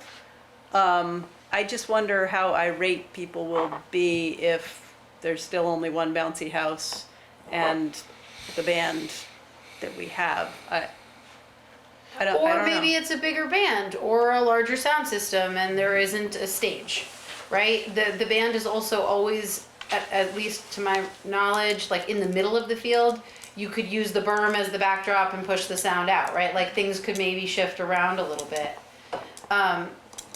What I'm hearing, Ben, in this room is that please don't move anything to Sugar Bush. Yeah. And if you need more resources, be that money or volunteers, to make Brooksfield better, let's have that conversation and figure out how to make that happen. Okay. If we And can maybe a make little that happen. marketing involved, we can figure out if people And know maybe that buddy this is all badges a are problem. $4 instead of $2, or they're $1 now. Maybe they're $2 instead of $1, or like, what can we do? How can we get creative? Yeah, Quail, please. I mean, I guess the other thing from hearing all of this, and again, to kind of wrap that up, is if you could come up with a list of saying, okay, in order to add 4 new food vendors, I need A, B, and C, and bring that back to us. Because I think again, if people here are saying, where can I volunteer? How many volunteers do we need? Great. And Liz is going to get those 10 volunteers She's that on you need to do A, B, and C, and Quail is gonna get Quail say the yes. electrician and the access to the school, and cook. Dana is gonna, and then you've got your people. Like again, Yep. delegate and come back and say, if we want this to happen as such, this is what we need. Yeah. And then we, having said we're gonna do this, need to back that up and actually be there and do it. Right. So have a separate volunteer committee from the town to work on Brooks Field and help.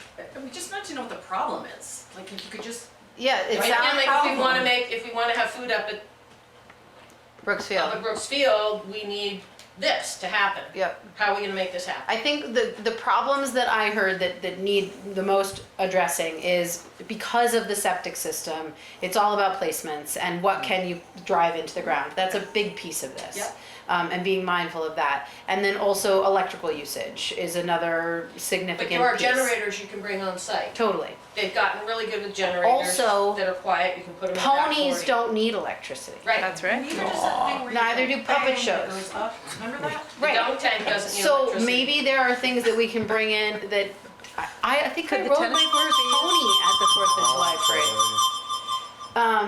So Yeah. Ben, I think we'd like to see some reviving of Brooks as opposed to moving it to Sugarbush. Are we okay with Yep. that? And what I'm hearing is the town would be willing to pay more money, and the members of this call will be willing to help out. And with those two things, I Well, think we we need can to do. know. We would need to entertain- know- We need to Yep. know what Right. that looks like, how many people and how much money. I want to see other- the solutions yeah, to problems I last- don't know about. Right, the last, as you know, Ben, there were not as many sponsors that we received last year that we had from the previous year. So that does need to be, a letter needs to go out from yourself regarding sponsorship of the thing. Because we were about, what, $2,700 behind what we were? Yep. We only made about Yep. $11,000 from Interesting. sponsorship. So we lost some sponsors? Oh, yeah. And do we know Yeah. why? I think he has a list of them. Okay.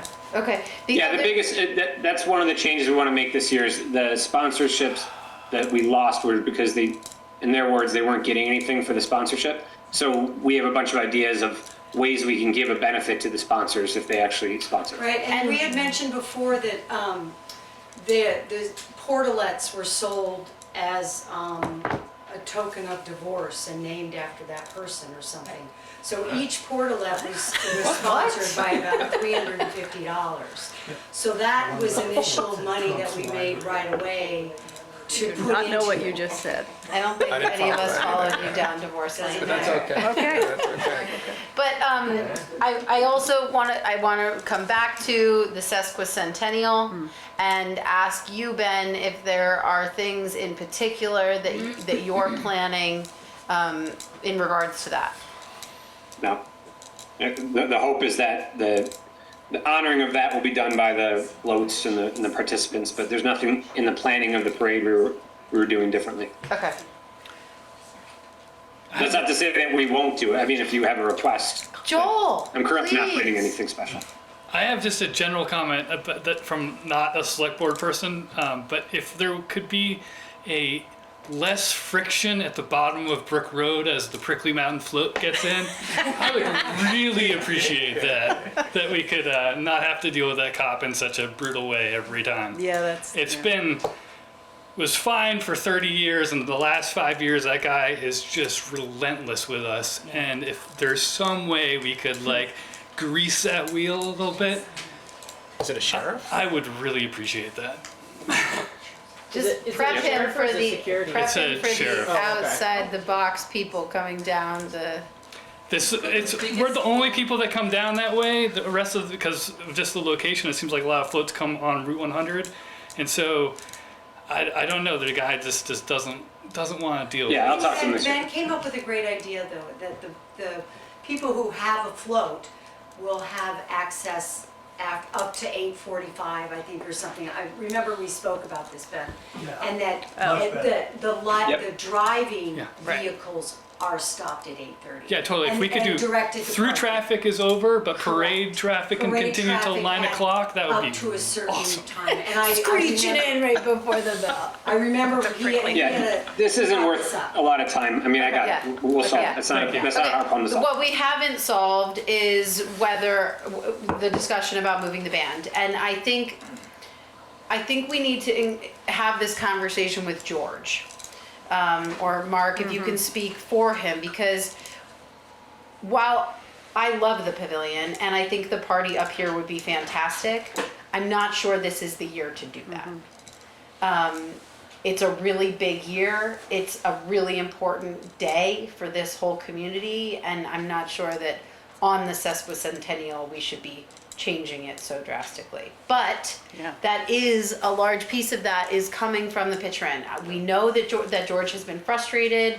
He hasn't allowed things that we have had for many, many, many years, and that's causing some friction. So we need to be on the same page if we're going to be able to keep it there. Well, one compromise I would imagine George would be amenable to is if we were to say, first of all, George, you get to pick the band, so you use your band, not the one we typically use, but I think you want to use the Grift. In the park, there's only 3 people. Sorry. So we tell them, Wait, what? Sorry? No. Those are our kids. Nobody liked that Yeah. idea. Those are our kids. Ben, that one didn't float. Sorry. That was enough. We're doing a yeah, bad job. it's easy to say no. We have constraints we have to work within. So George owns the building. If we wanted to keep it at the Warren store, a compromise that we could do is let him pick the band, and we don't have any more food vendors in his lot, but we could use the municipal parking lot for food vendors. What was the other thing? Oh, the portalets. Yeah, we move more portalets up here because that's one of his complaints, but we want that anyways. So I think George would be amenable to that, to say, if he could pick the band, and if we don't have more food vendors on his lot, and we move the portalets up here to the municipal lot, I think that's a compromise I think he'd be willing to accept. Well, let's let him make that call. Can we start with not the band? Not changing the bit? Yeah. I mean, the band, those are our children. Yeah, those We are have our watched them kids. since they were 5. Yeah, the band, Grow into this beautiful band that took over from another beautiful Yeah, I love them. That's why I wanted to move the event up to the municipal It's just, lot so that we Liz, can have that band. we don't right? have control over George. We can't tell George what to do on his property. And So Ben there is a certain amount. Ben is in a difficult position. Yeah. So while you negotiate, Ben, because it sounds like that's what you're doing, would you try for Yeah. keeping our kids on the Tug the heartstrings. on the porch, please, and let us know how that goes. And if we can't have some of the things that we want, we might choose to move it. Unfortunately, we're not giving you a hard answer right now. And we'll help you brace the porch. Yeah. I mean, that's. no Yes, brainer. Carl. So, one of the things you were talking about is more activities for children. Yeah. We got the Warren School and we have the Warren Library. Yeah. Both of these institutions have tremendous amount of experience in entertaining children. Yeah. We could get them to help organize activities for their children. Potentially. They know exactly what is needed. Marie? Just ask them. I think you're right, and there are a lot of organizations like Inklings Books is constantly putting on Collection. events. The collection might have an opportunity. So Ben, reaching out to our local people, maybe they're I'm thinking like the Icelandic Horse Farm. Maybe they want to participate in some There'll capacity. be lots of things there. One other thing I want to ask about the food vendors. I don't know whether this is a possibility or not because of traffic control. Is it possible to have food vendors on Flatiron Road? Yeah. I've always thought there should be food vendors on Flatiron Road. Yeah. Is there a That's not a bad hookup idea. for, What? I don't know, do they need hookups of any kind? They come with their own generator. They, most of them don't It's a have good anything idea. to plug into. But I've always thought there's there's, gazebo is another opportunity too. yeah. There's all the Sweet Spot usually had their bus by the gazebo. There isn't a lot. I think we room could there. talk to the property owners on Flatiron Road, which is Yeah. probably just one person. Lucy, I think, right? Lucy? Yeah. And arrange to, there's That lots would of be room good. there. That's a good idea. Also, George does own a property on Yeah. Flatiron. Right. I've always thought that Flatiron was underused. Yeah, that's a really good point, Carl. Yep. Ben, you're taking notes, I imagine. Yep. Thank you, I'm sorry. Yes, we can be a curmudgeon-y group, but it's because we love our things here and we appreciate you That's why taking everybody all- wants to come here. taking up for the the parade. mantle for We this. should put out a call for volunteers Yeah. now. Exactly right. We've got a long time. Carl, are you writing a press release? What's that? Are you writing a press release? No, I'm not. Front Porch Forum it.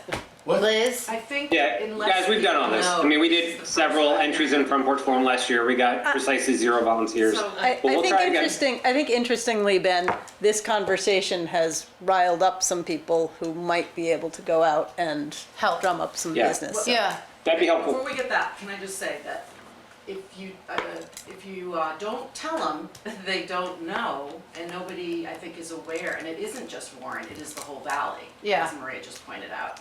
So it's not just the people in this room, we're here for different reasons, but good thing we're here now for this. But I just think that if everybody knew what was going on, that this whole thing's gonna be moved, then a lot more people would have been here. There would be a lot more people saying, hey, we can help. But unless you put something in Front Porch Forum or in the Valley Report and say, we need help, or this thing's gonna die, or we're gonna have to move it. Yeah. And it should be a continuing process. Yeah. Yes.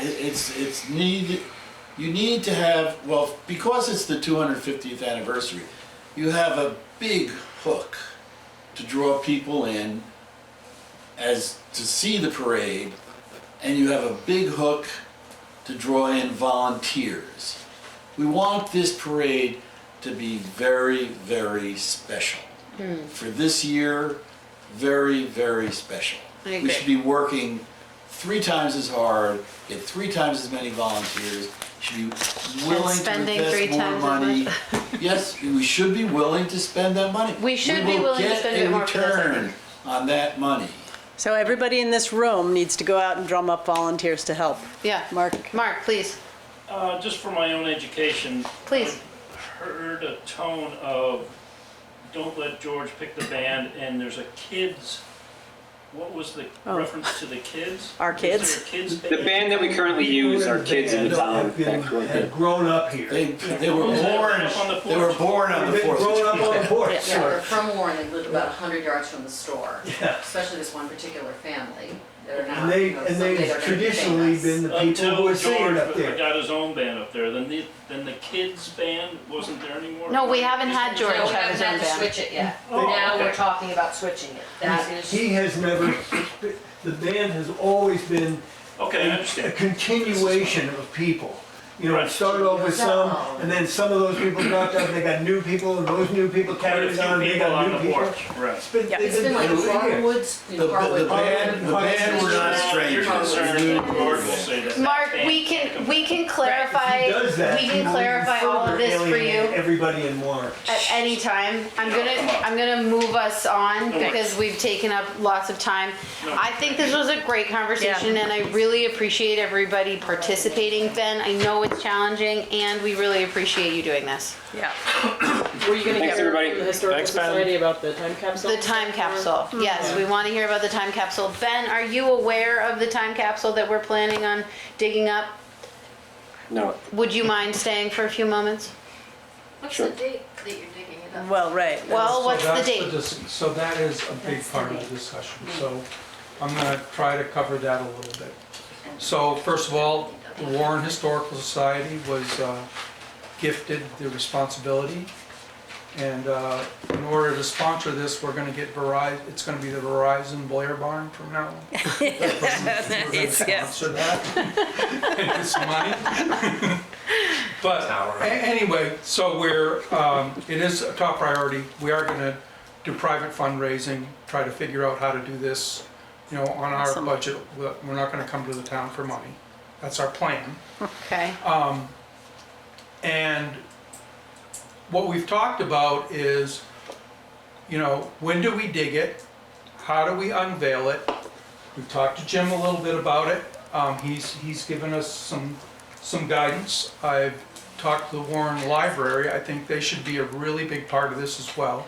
Shouldn't just be the Historical Society. It should be as many groups as we can involve. Yeah. And, you know, at this point, I'd like to propose that, you know, we dig it at the end of May, right? 1st of June, and then we put it somewhere and we unveil it for the 4th. That's a very good idea. I And imagine we're the in that site, excavator. we're out of the site, we've got the July sites 4th. all dressed up. Right. But, you know, there were some ideas that digging it up might be half the fun. Yeah. So we're open to however we want to do it. I fall in the camp of, let's get it out of there, let's put it someplace, unveil it during the parade, maybe something like that. However, there are others that think that, hey, maybe it might be fun that, you know, a bunch of people go down there with shovels and dig it up. Well, Second party. I have a Sorry, question. Maria was there when they buried it, Doesn't so matter. I think. No, but I was curious, I do feel like if you dig it up and unveil it at the 4th of July, it would be very hard for anyone to get the experience Yeah. because the crowd's so big. Yeah. And so for those people Yeah. who do remember it being buried, might not even be able to get up there and see it. Right. So maybe it could be done on its own day. Okay. And could that day also be a special day? Right. Like a Right, block and party is or it, something. is it a block party, is it Yeah. the town meeting day, is This is it? exactly what we're looking for, is that we're gonna help coordinate pulling it out. We need help and guidance and ideas on when, where, and how, because you know, I'm not comfortable with saying, okay, yeah, we're gonna do it on July 7th, and I hope everybody's there. Some people would like it to participate in the parade, is that, you know, before it was buried, it was part of the parade, right? So Jim, you can have a whole other float, y'all can have like the crew that built it and made it and parade it through the Jim is town. gonna pull it down the road. First of all, And it could open up and Jim can come out of the capsule. Jim and Maria pop out like I'm technically. afraid it's gonna be a little disappointing. Aw. It'll be very It's full of water. disappointing. You said you used lots of duct It's full tape. of water? It's full of water. I did the waterproof. And Chris Cathan, when he was digging the line for the thing, ran into it and he said it's definitely full of water.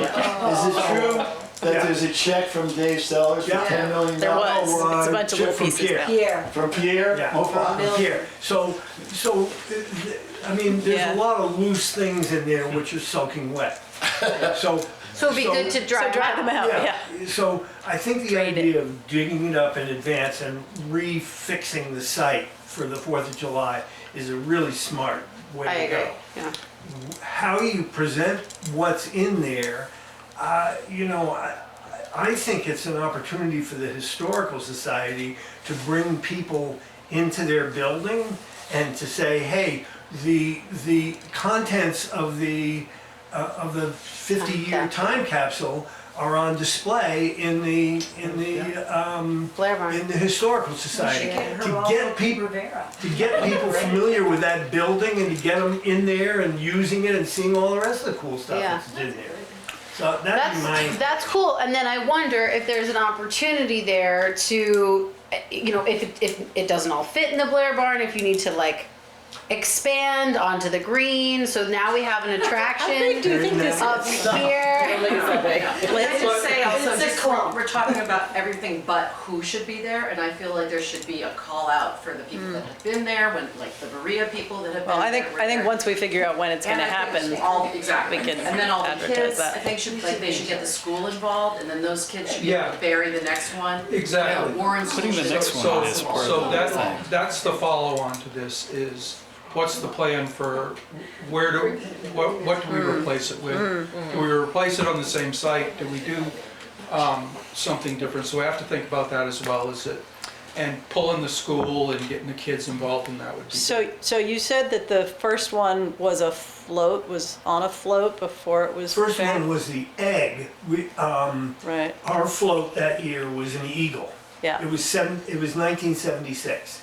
We did an eagle, and the eagle Right. laid an egg, and the egg was the gondola that was Yeah, the yeah. time capsule. And it's not full of stuff.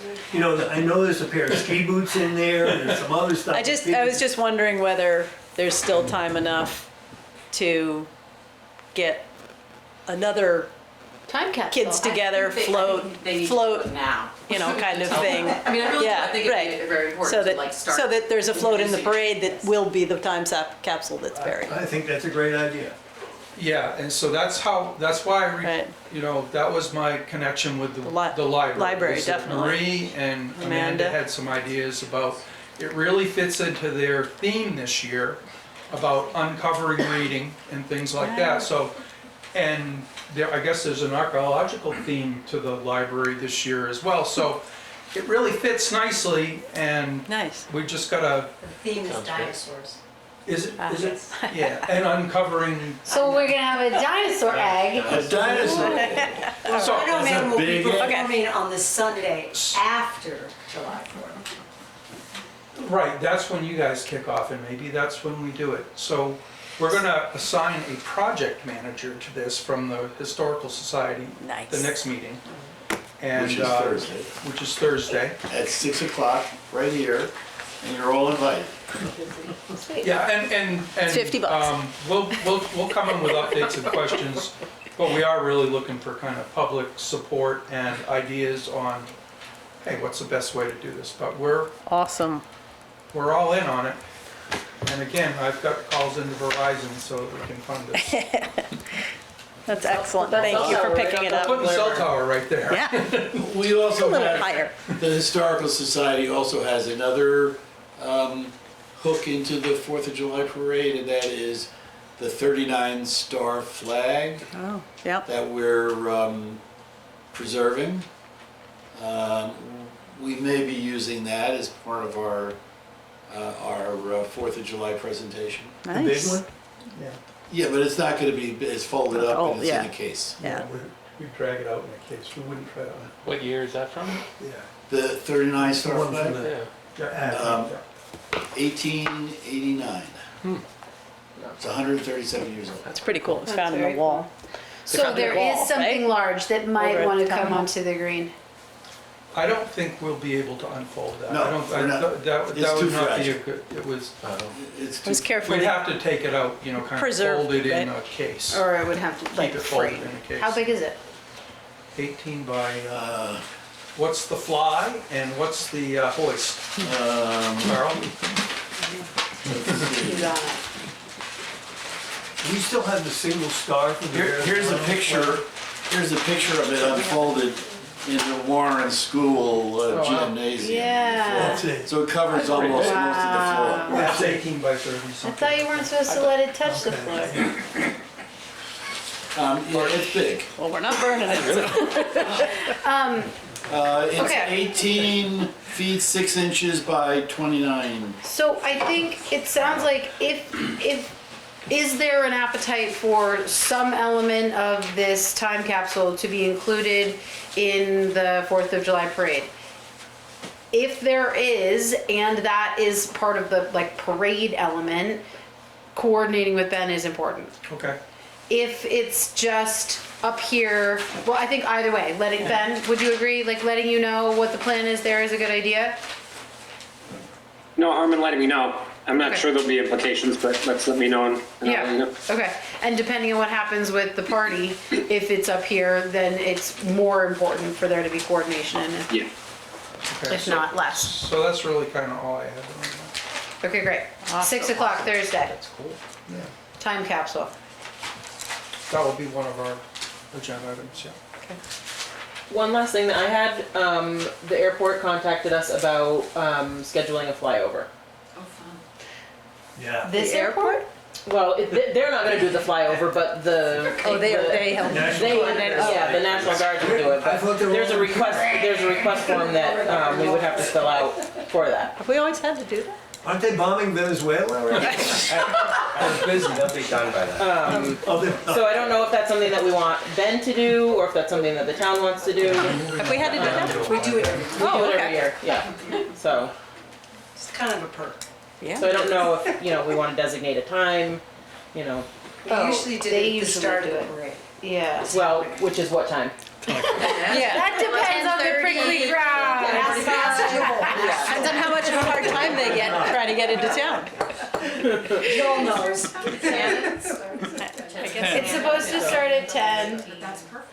11, have them fly over It's to usually 11. between 10:30 and 11 that they They fly last over. time, Is it we last didn't year? even see them, no one. I did. kind of- I was home. Yeah, I saw them. They flew over. It was in the middle of the parade. Yeah, Yeah. it So- was. Um, If Great, it it's doesn't fabulous. start until. It's gotta have the flag. I would say either 10 or 11, like either at the start or at the finish.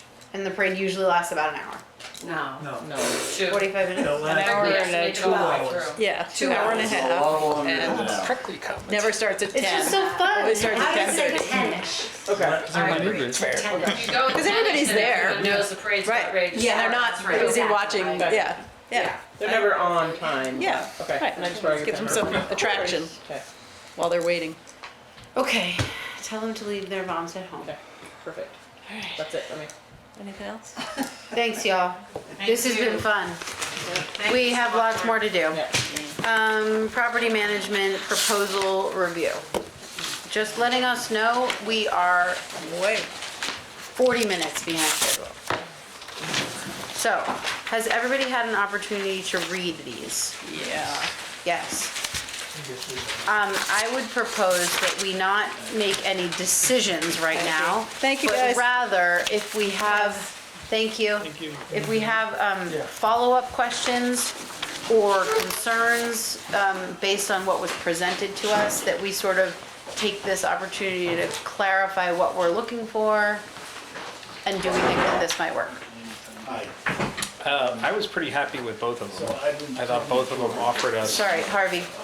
Carl, Mark, I'd love for you two to chat, but would you take it into the hallway, please? Thank you.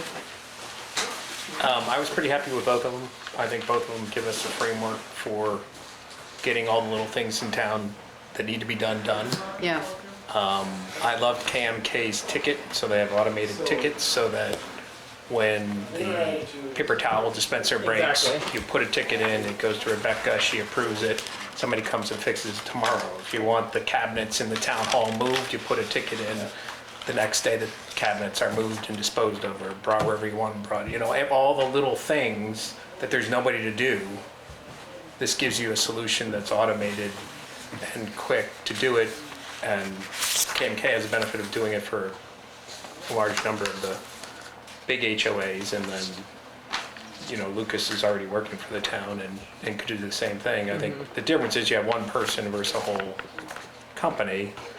You have an automated ticket framework, and you have Call Lucas Well, I think we could do a very similar ticket type of thing. with Lucas Yeah. through like Google Forms or something like that. Yeah. You know, what I don't want, I've read through both of them, is for everybody to be calling, you know, Lucas or KMK, you know, every 5 seconds that they need something done. We need to have a system. That's why you need the and- tickets. And that, Exactly, yeah. well, and I think that was one of the pieces that we hadn't fully figured out was who does it all funnel through, or who's allowed to call directly and make requests? I don't think anybody should call directly to either of them. I think they both should be done via ticket, Well, and they should funnel through okay. some kind of approval. Can they put a ticket indirectly is the question. Yeah, oh yeah. I mean, I would say any manager of a department should be able to put one in. Marie or Rebecca or Dana or the listers. I mean, I think, you know, anybody, the way to get it done efficiently and quickly and real time is when the door doesn't work at the library, Marie puts in a ticket, and the next day somebody comes and fixes the door, and you're not, things don't get drawn out for months at a time, and we're not. You had just to have bring no up the idea. doors, huh? I did, sorry. You just had to bring up the doors. I have no idea how we budget for this, though. Okay, so that's part Well, of what that's I the wanted to beauty of talk it. From a about. budgeting perspective, they both essentially align to one FTE, but you have your core expense for doing the 5-year plans, doing the site visits, coming monthly to Well, the yeah, select board. there's a base. And then there's a budget that you put in for routine repairs. And KMK offers a potential ceiling for that, like saying, you know, not to exceed. Well, the ceiling is Rebecca. If it all funnels through Rebecca, and, you know, Rebecca's monitoring it, and one month we spend $350, and the next month we spend $4,000, then we start to reconsider the budget. But I think it's reasonable to budget a couple $100 a month without a doubt. Well, I guess we look at our maintenance budget as it Why don't is. you do it the same way we do it, like the deductible for the Health Medical? insurance? Yeah, for the health Everybody gets a, How do you do it? I do it at 75%. I take the amount that they're doing, which I think is, say it's $45,000 as a deductible. Total made that. Oh, I number see, up. right. Then we budget 41 or something, Yeah. 80% of the total. Well, we don't know we don't know what that cap Yeah. would be. Like, Yeah, exactly. Right. I mean, working you- backwards from that number. Yeah, exactly. That's the thing we Which- don't have, which- which I think we could Oh, I see what you're potentially, saying. We do right? it anyway, we put a don't know maintenance if line it's- in the right. budget anyway, so Exactly. I guess we do take a stab at what the. I mean, if it's Just, 50 as long to as we're monitoring 60,000 it. for your base fee, I think putting 40 or 50,000 in the budget for the monthly expenses, so that's 3 or 4 or 5,000 a month. I think you could really start getting a lot of things cleaned up. Window Exactly. sills fixed, all these little things, Christmas lights taken, whatever all the little things are that build up because there's nobody to do them, Right. can get done real time. So Right, is but it we're in adding that budget, $100,000 to the budget. The materials or no? Is it in that budget just the labor cost for this gentleman, or for this? Well, I think it for the would be team? all, yeah. So part of what I'm wondering, and KMK does lay out like what their 60K contractual fee covers. Right. It doesn't feel like it doesn't feel like a lot of value for the dollar amount.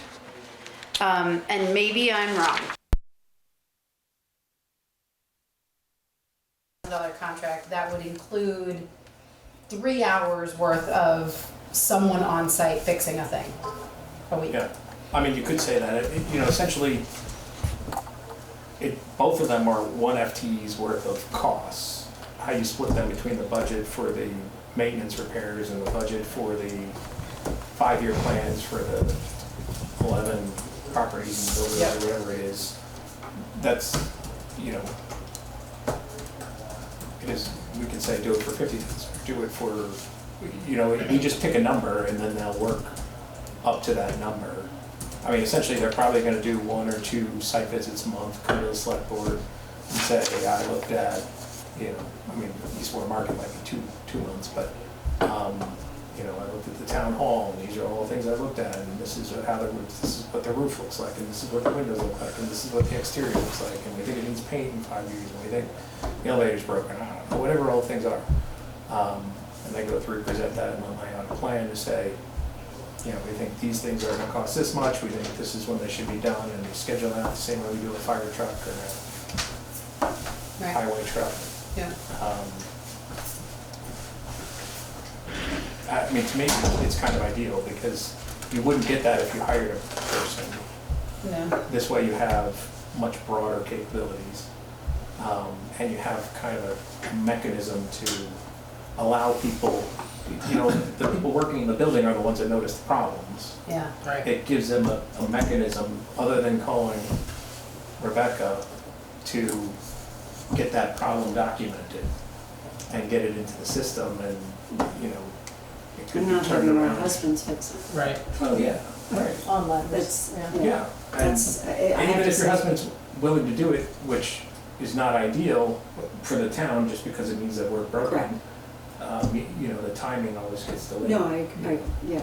I mean, or Rebecca and I pretending we know what we're doing. Right, or Jeff, or, Yeah. There's also a beautiful element of the volunteerism that goes into keeping up the buildings. I don't want to forget about that. well, there's still plenty of stuff to volunteer to help with. 4th of July. Yeah, it's what you said. There's plenty of stuff to volunteer. But, people So- want to volunteer to fix toilet paper. And one of the things that we were Right. talking about with this is, look, we're talking about either adding a position, an employee, or is this something that we could subcontract out? So we've received a couple of proposals for a subcontract, and it sounds like it's about $100,000, however we slice it, to do this annually, which But some of that is already in the budget. some of that is already in the budget. Yeah, I mean, Yeah. Just to be clear. The Yeah. 100,000, we can use what we brought the highway budget down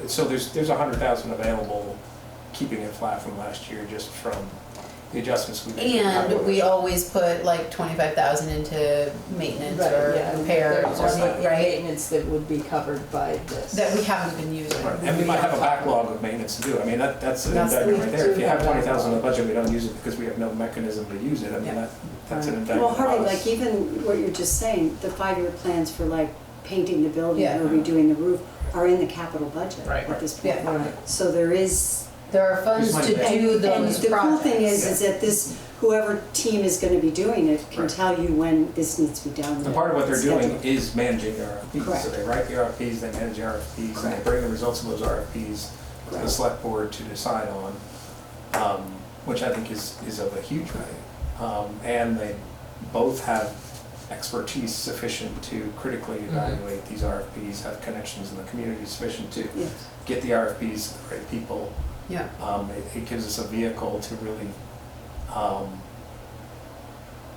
facilitate the maintenance of these buildings in a way that we just can't do right now. And I would argue we can't do even with hiring a full-time person. I think you just have broader capabilities if you can, if you have firms that are doing it for any number of HOAs already, this is their bread and butter.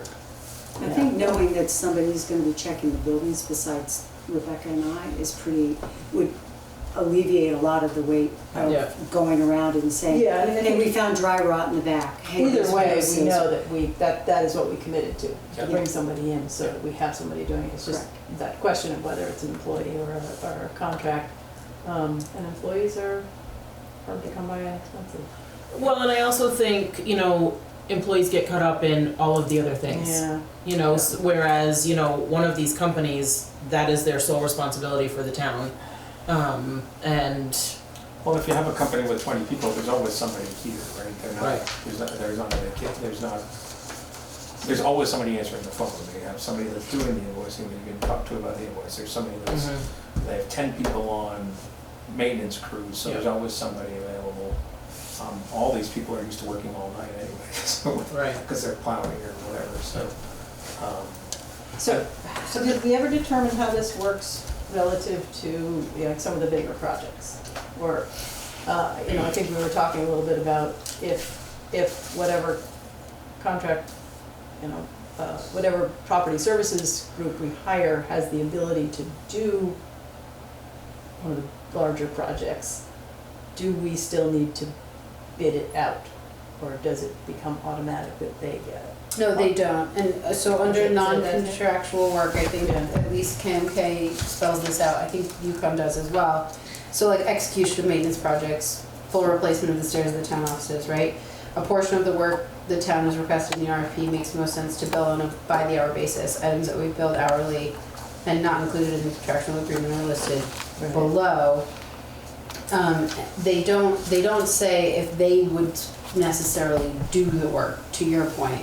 They do say anything that they pay directly, they would mark up 10%. But I think they would look to us, so they would come at the end of the month after they've done the review of town hall, and they'd say, there's these little things that we think should be done, and there's these big things, and these big things, the roof or whatever, we're gonna go out and get RFPs and get prices, or we're gonna lay out a timeline, maybe we'll do it next year. Whatever the timeline says, we'll go out and get the RFPs. For the little things, it's based on our purchasing policy. We can decide, what we want to do. do we want to just use them, or do we want to tell them to go? I think it would make sense to set the precedent that for the larger items, we still go out to RFP, because I like the broader involvement of. Well, but neither of these guys are businesses. roofers. They're not gonna bid on Exactly. anything. But they are they're gonna charge us to manage an RFP, right? But that's part of the base fee. That was part of the base. That's part of the base. That's not extra. Yeah. So they're essentially, they're both essentially scoped to do the work of our full-time employee and then contract out this. Yeah, they the say big all jobs. maintenance or repairs completed by outside vendors. An example of this would be hiring an electrician to fix or replace a light fixture, hiring a plumber to replace a broken toilet. They're gonna charge us hourly to manage that, or 10% on the bill. I guess we need to understand that Yeah, what better. was the 10%? That was. Anything they pay Finder's fee. directly. Finder's fee. For the Yeah, it's a plumber. finder's fee. Yeah. We, we call it cost plus in the construction world.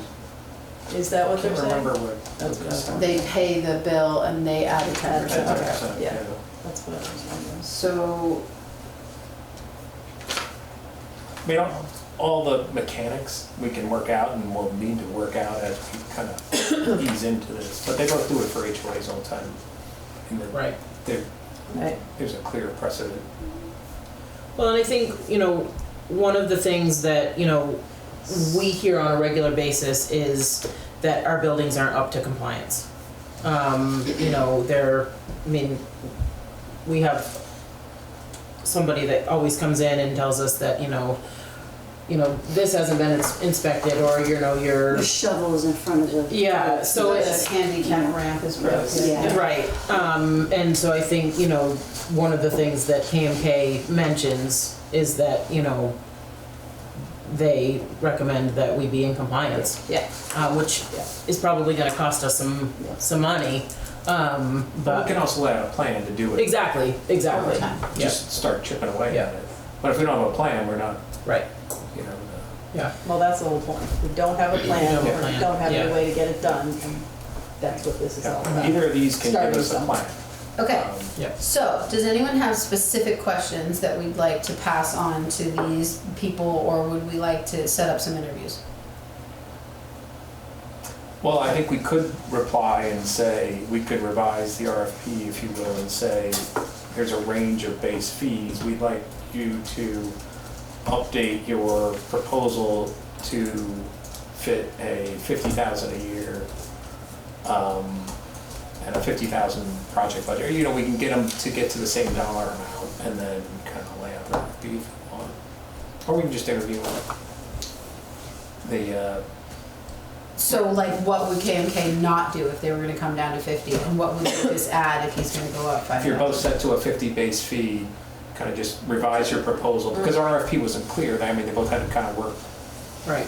you know, we're all just kind of working together and figuring all this out. But if we say, okay, you guys, the RFP, or your proposals are fairly similar, just revise them so that the base fee is 50, and then the hourly rate is, we can pick whatever we want, but Yeah, the hourly rate is, they're similar. they're pretty different. Pretty different, yeah. They're like twice. 65 or 70. In 100 and 100. It's the emergency calls Oh, that the is the emergency biggest calls. difference. Yeah, It's $100 an hour with Lucas and $130 for KMK. Well, I think we could revise the RFP to say, We know how much for it. what would you do for, you just revise it to assume 50 and, So I have some sort of like pointed questions, and I'm wondering, is KMK for $60,000, are they imagining they're doing all of our mowing and mulch blowing and I all think of they're these? not. I think they added, yeah, that's, I think they're not assuming that. Is that extra? Yeah. that mulch blower is $130 an hour. This, And yeah, the 60s for all of the. the management. The first things. All the items in administrative. this, yeah, The other things are in the 40. right, yeah. General property oversight, maintenance, coordination, groundskeeping oversight, and general upkeep, so just overseeing. Financial and admin. So imagine we hired KMK, they're gonna oversee Lucas doing the groundskeeping? Right, and they're gonna get 10% on that. Well, No, they're Well- gonna do that for their contractual Yeah. basis at 60K. Yeah. If we wanna do a bigger project, we wanna replace the stairs on the town hall, right. they're gonna get 10% on that. Right. But not the management. Right. Okay, because they're managing. Right. So can I just make a Yeah. real strong suggestion here, when you're looking at both of these companies, is that I think it's really important to do due diligence on their references. I was gonna say, we haven't gotten, we've gotten names, but we need to And follow up on maybe talk references. to some people that both companies have done projects for and find out how that Definitely. went. Yeah. Definitely. And again, I would also ask some pretty serious questions about the staff and what their experience is and who is actually showing up on the job. Because there are some things in both, well, I'll be blunt, with KMK of like, there's some people on their staff that they're using as a reference, and it'd be interesting to see how involved those people really are in what you are asking for. Right, in the day-to-day. In the right, day-to-day. Yeah. I'm not sure that Mark Koenig is still involved in the company, for example, so I know 2 years ago he was semi-retired. They're listing him as part of the experience that you're getting from KMK. Yeah. So again, I think it's really important that you do due diligence on previous contracts that they've had. Yeah, I think, yeah, exactly. Yeah. Crosspoint they use as a reference, but Crosspoint now no longer owns. What, sorry? Crosspoint is a reference on Former. KMK, They're former. I but was they're a curious why they're former. Is it, because they don't own? Well, they don't own it anymore, Is that what we're reading? Is so. that- But if KMK helped them for 10 years. Right, so it'd be so interesting to they're- find out Right. what they did for Crosspoint and how they were. Sure. I mean, yeah. We And the will have tenants to at follow up on Crosspoint. references. Absolutely. Right, so I just, Yep, definitely. it's a lot of work, it's a lot of work, but usually there's a reason why it's a lot of work. Yeah. And here's the other thing, I mean, we only got two proposals, so, no, that doesn't mean we have to choose between the two of them. If we don't end up. with- Well, we could revise the RFP and resend it out and see if there's a third. I was pleasantly surprised that they both presented pretty much the same scope of work. So I feel Yeah, I pretty know. good about our I feel RFP. really good about I was a little And I worried about what we were gonna get. Yeah, I was like, are these gonna be drastically different? They Yeah. seem really similar, they seem like what we wanted. And I had a conversation with Chad where he was like, I don't know what you guys want. And then the proposal here is like, wait, I think you did actually get it, you just needed to He sit did, down so I and think about think, it. you know, when we did the site walkthroughs, you know, both Lucas and KMK showed up at at different times. And, you know, at first, you know, KMK was way up here. Yeah. And I said, you know, that's not what we need. Yeah. We need a more general, and I said, and we also, you know, we think we know what we need, but we really don't know what we need. So the first year is gonna be a learning process for everybody. And, you know, Lucas wasn't up here, but they both asked very similar questions. And so Well, I they think. both talked to me, they're both on the fire department. I said, listen, you know, the RFP isn't prescriptive. Right. Because we're not property management experts. Yeah. We're Never looking done for this property before. management experts to tell us what this should Exactly, look like. yeah. And I think they did. I think they laid it out in a way that's super helpful. And I love the ticketing, and I love just stuff getting done. Yeah. Like, you know, Yeah. all the things that you keep hearing about over and over again. I mean, the town's just kind of like start checking Like these the things lock off. not working on the door Or and the the bathroom. cabinets in the town Yeah, hall, all or the the, things. you know, I mean, these things you keep hearing about, like, it's just got to So- go away. There will be, I don't wanna go too far into this. What is our next step? I think we need to, what I'm gonna do is I'm gonna submit my questions to Rebecca. I was just gonna say, why don't we create a Google Sheet?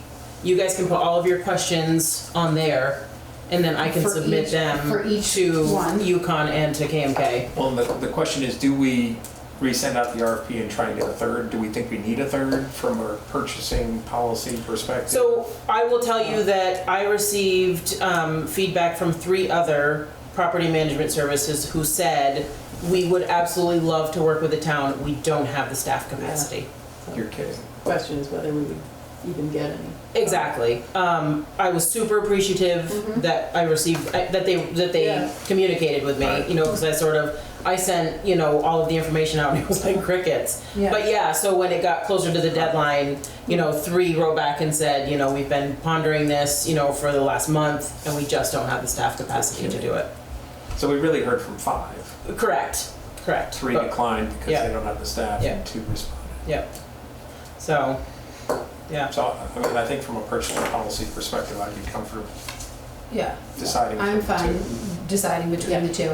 I think we should collate our questions, get them out to them, and then schedule. Right, have them come in to, Do we answer want the them to question, come? Yeah, they can answer via email or bring their answers to an interview. Do we want to do those interviews in public session? Do we want to break up and have 2 of us interview them? What do we think? I would level set the financial end of it too.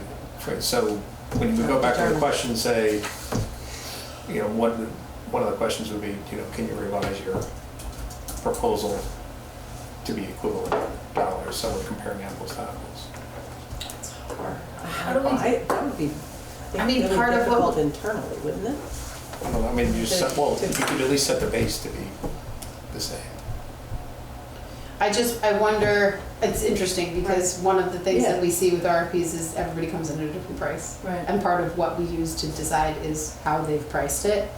I'm they also come at kind of different levels of curious service. though, yeah, because what you're saying is like, okay, what would KMK take off and what would Lucas add? And if Lucas is gonna add like 5 hours worth of miscellaneous repairs every month, I'm like, yeah. No, that's what I mean. I think there would be real value for the town to setting okay, What would you give us for hear you. 50,000? These are great. So for 50,000 base, can you just update your proposal, and for whatever we want to do on the hourly rate, 65 or 70, I think is fine. The 100 versus the 130. I don't know that we can dictate the hourly rate, but I like the idea of the contractual basis being level set. Yeah. That's not a bad idea. You guys do it with the sheriffs. I would do that. I think it's a good idea. Yeah. Because then it's apples to apples. Yeah. Sort of compare sheriffs. Well, you cap it at a certain Yeah. amount. Oh, Cap it right. at This is what we're willing to Say spend. this is as much as we're gonna spend. and- Okay, so does that sound good? Let's get questions for Rebecca. Will you please send us a link to whatever sheet you, and we'll fill in. And then my last question is just how we want to go about the interview process. I'm fine with it being a couple of people, if that's the best way to get it done. Get it done. I mean, I think we all know both of them, so it's not like, Right. we all have a small town. I mean, I'm happy to participate. I don't think that's my bailiwick. Joel? I can participate. I don't meet either of these people, so. Oh, perfect. That would be good. That would be great, yeah. That would be great. Yeah. Okay. Do you want me to call references before we interview? Yes. Okay. Definitely. Alright. Absolutely. Okay. And ask lots of hard questions. Yep. Okay. Can we move on? Yep. Thank you, KMK and Lucas, for your proposal. Both on the fire call. You come. They're both- Is that why you're going on They're both in crazy? fire trucks. All right, you're up, Shirley. You did great. Okay. This is gonna be a doozy Are you because. leaving? It's sad to say, man. I know. No, you're not allowed. Thank you for coming by. So just, it's not quick because I haven't given you an update in, I don't know, probably a month and a half. Wow. I feel like, since November, I think. So at least a month. Update on the grant for the school, East Warren Schoolhouse. We did not receive the grant for the energy efficiency work. It's possible that because it required a bank statement submission, that possibly influenced the decision based on the balance shown on that line item in our capital budget. So I have a feeling, there's over 150,000 in that line item, so they probably said, Municipal planning grant, right? yeah, so you're asking for $25,000 and you have 150 in that line? I'm just speculating, Yeah, but. but you are probably right. Yeah, exactly. Also, I'm glad we have 150 in that line. Yeah. Oh shit, what just happened?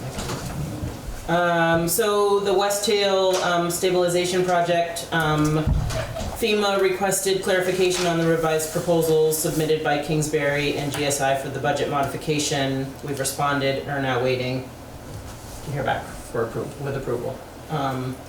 So we're hoping, fingers crossed, they've tentatively approved the budget modification, but they had some questions on because in a lot of time has lapsed since this original grant went through. And so, Kingsbury's proposal changed, GSI's proposal changed, and so FEMA just had some follow-up questions. Okay. So the hope is, GSI and Kingsbury are still on board. The hope is Andrew and I would love to see this project go underway in the spring, as soon as they can get her to do it. So that's what's happening with that. budget wrap up and town report. I have to have the town report to the printers by Tuesday, January 27th. So I'm feeling very tight on time with the budget. That and seems early. Yeah. it The is meeting's early, March 4th. but it's all the Maybe a month timing. and a half to print it. Yeah. And so I would like to talk about possibly having an additional budget meeting before this 27th to finalize everything. Yeah. Oh my goodness. I know. That's, I mean, that's great. It is. So That's I have In sent. addition to the 20th? Yeah. I'm not sure we can, I mean, my town report is, you know, it's getting there. I'm only a few reports shy, but it's. Including ours. I was just gonna say. Yeah, so it's just the budget, I have to have, you know, the budget in the town Right. report. So. I don't know what you're talking about. Capital is planned for next week. Yeah. So. Okay, so wait, So we something have to a, think we have a about. budget draft here. Well, let's just quickly do what we need. Are the blue ones that we still need to do? The blue are the ones that you guys have already seen but have questions. Okay, so we have 1, 2, 3, We did short term. 4, 5, 6, 7. Yeah. So it's just, and you know, it's not all it's not all the blue, but like the fire department, you guys asked them to cut their budget by, you know, some money, and I think, you know, it was just maybe 1 or 2 line items. Jeff just needs to get some modifications minor, done. yeah, very minor. They're very minor, Yeah. exactly. The town, Town clerk will be fine. the select board budget is pretty straightforward. But we need to see the total so that we know if we're not flat, Right. how much we need to push. Right, so I do have to put some effort into that. It's just, it's been No, I get it. crazy. But what's missing in the total? Like, Yeah. I feel like We don't Is it have salary? sewer and operations. Salaries should be updated. can we get one that excludes the capital budget? Like totals, Yeah, I can do that. because we should have everything there. I can do that. Didn't we do Have this? all the wages. Yeah, we have all the wages. Is it only the blue ones we're looking at? In the ones that are White. white or haven't been reviewed Listers? yet. Oh, I thought we did listers. I don't know if they gave us a full budget. I think they talked about, There was questions on, it was just minor questions on Yeah. hours. the hours, yeah, exactly. So Were they these are all waiting just little questions that for are. an answer from us on the hours? I think so. Yeah. You know, they made their request in executive session. Right. I wasn't here for that. The Don't- propane contract, there's just tiny little things. Yeah, exactly. But if we But- could get yeah. the totals ex capital, I'd just really like to know if we're flat. Yep. Because if we're not, then we need to push. I think we're pretty darn close. Totals He'd like to before see we the made total decision, budget. but we haven't made some decisions yet, so how do we? Well, without, not including capital. Yeah, if you take capital Talking out, about capital, though. well, I'm there's talking this RFP. Right, so we should be, in my head, 100 to 200,000 lower than last Yeah. year. Of which, in my mind, there's this RFP, and maybe a couple other items. Mm-hmm. I will say, we should add, I saw in the treasurer's budget, we don't have interest in there. Interest earnings. I think it's in there. Oh, is it? Yeah. Did I miss it? Oh, good. I think Oh, it's, It's just, yeah, Where, it's It's in there a- for this year. is it in there?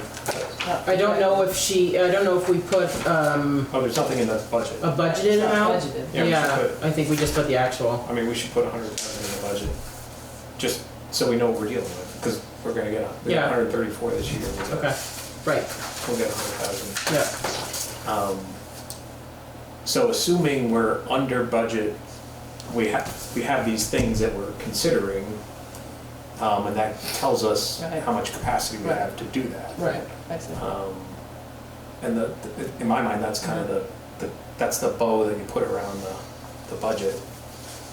And if we have the guideline of staying flat, then, then we have room to do something like Right. this, and we have room to add more hours in different spots. Right.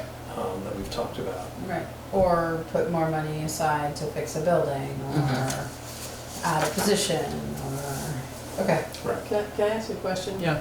Under cemetery grounds maintenance, are we supposed to give you that number?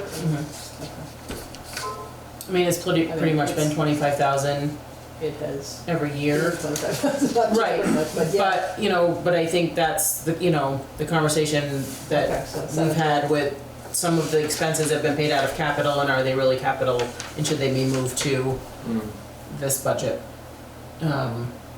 Or, do you guys pay for it out of, Well, it comes- your funds? Yeah, I mean, So, Where is the maintenance cost? Like just building maintenance? Is that in your budget? repairs and maintenance, it is under building maintenance, closer to the end of the budget, and then under repairs and maintenance, we budget 35. fourth page in, after Um, highway. and we were only 600 over Right after highway. last year, so. So we have 35 in the budget now. Mhm. So I think given what we did with the highway budget, I would put 100 in for that.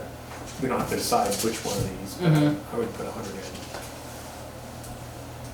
Because you're taking it out of, Because we already took it out of highway.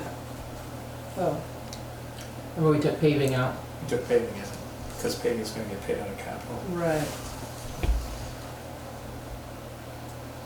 Okay. I think we need, I think we're close. I mean, the propane contract. We are very just close. Put a number in. Yeah, exactly. I Yeah, think if you have 100 in for this, yeah.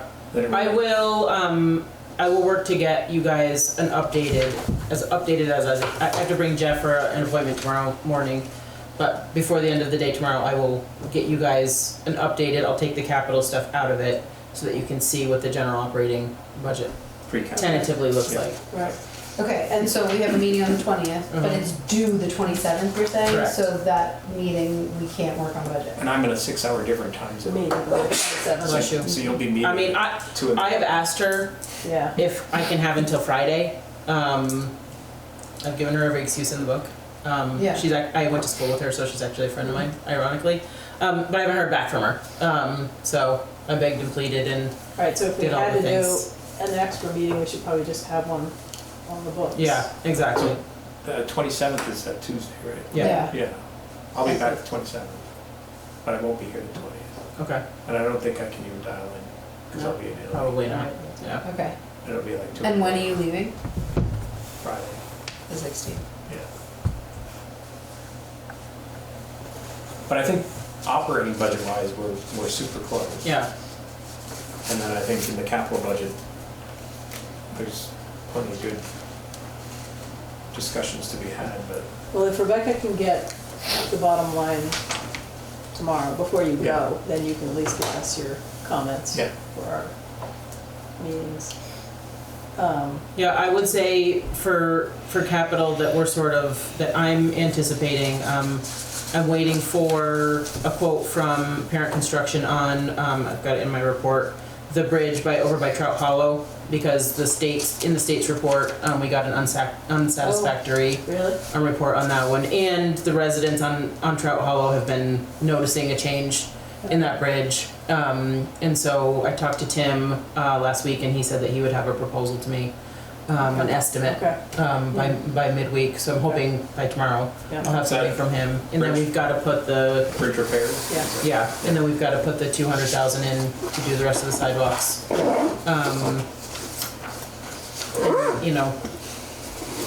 As of right now, I don't know. I don't know what else.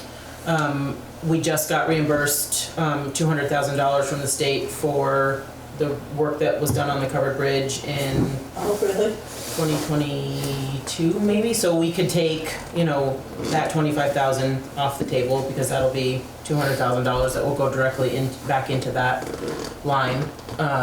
So there's some wiggle room there with the capital budget, where we've had a chunk of change come in, so we can, reimbursements, so, you know, we can flatline it for. I think what I'd really like to be able to use the 27th for budget. Okay, all right. Yeah. That would be ideal. Yep. Then Harvey's back. So the other thing that I've proposed, We don't know if we can do that. I'm just saying. one of the things that I've proposed to Mary is that my town report is done, and that I'll just keep track of the pages, and I just have to tell her what changes we made to those pages. Right. Everything else will be fine. The budget pages, exactly. Yeah. Do we, As a placeholder. do we have to show every line item? Like, you know, Yes. that time, Yeah. we show every single line? Everybody We can't loves do a summarized budget? People love it? No, but you can prepare a summary for the people, and they would love that. Yeah, we can talk about that. Summary. Oh, moderator? We have so many things to talk about. Yeah. Our last moderator never moved. I It's just true. saw her. Josie is Yeah, here. so- She said if we need her, Yeah. she would do it. And I did also, but I might have asked Andy. I might have asked. I might have asked him. I can't really remember. If I So I did. sent- I remember we were laughing, and then I don't know. I sent Josie a follow-up email on Monday and just haven't heard back from her. Cool. She did say to me if you Yeah, need someone. I've seen her at Lawson's a couple times, Yeah. and you know she's like, I'm still around. I think she was.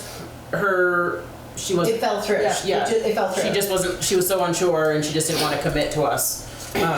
So yeah. So. So I guess, can we see what your friend at the printer says before? I don't know when I can fit another meeting in, and if Harvey's not here for that whole week, it doesn't feel like we should have a whole extra meeting. He's keeping track of the budget better in his head than I am on paper. We're close. Yeah, we are. I mean, we are pretty close. I feel like there's been no time. If you can this send year to do the it. total operating, Yep. which I think we're there, with the adjustment for the RFP, and make sure we're under first last year, which in my head we are. Yeah. Yeah.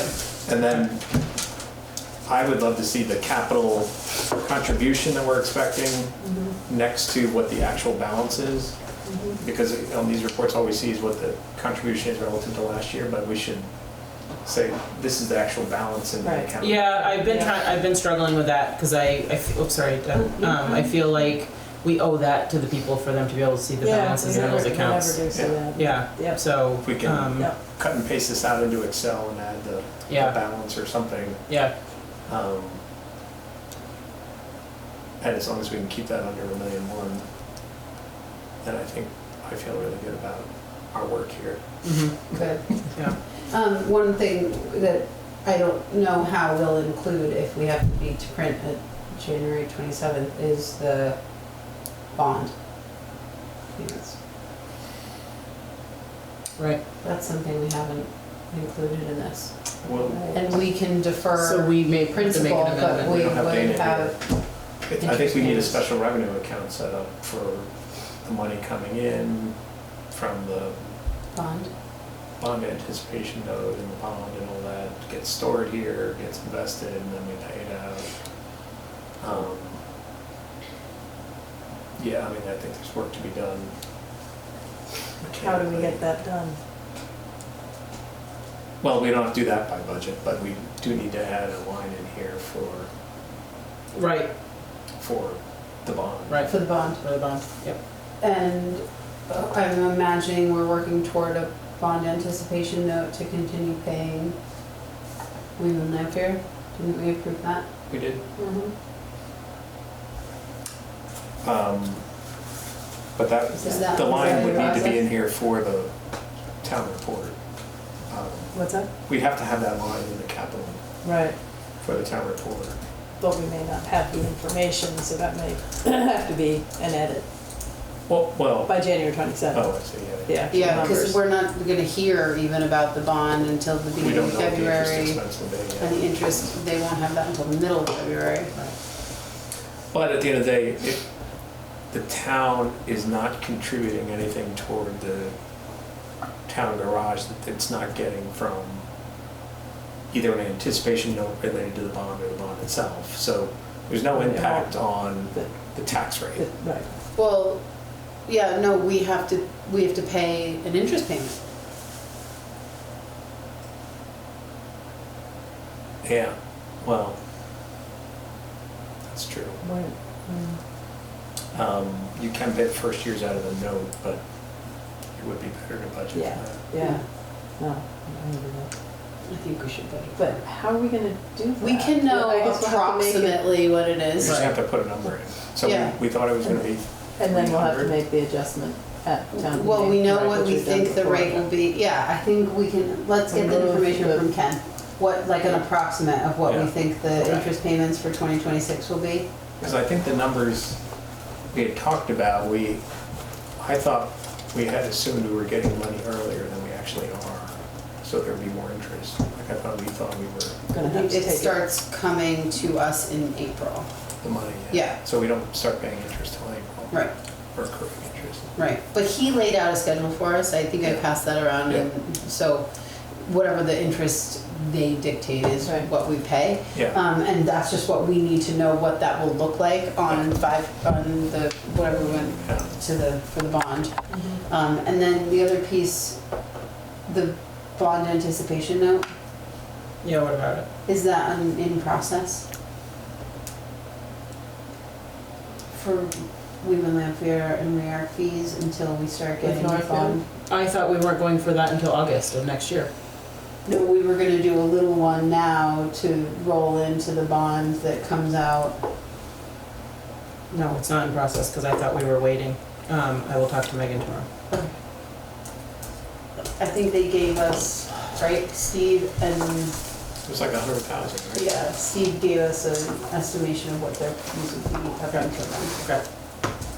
I think there really wasn't anything from Rearc. So we do need to, this is part of the capital budget discussion, we do need to put that interest expense in there.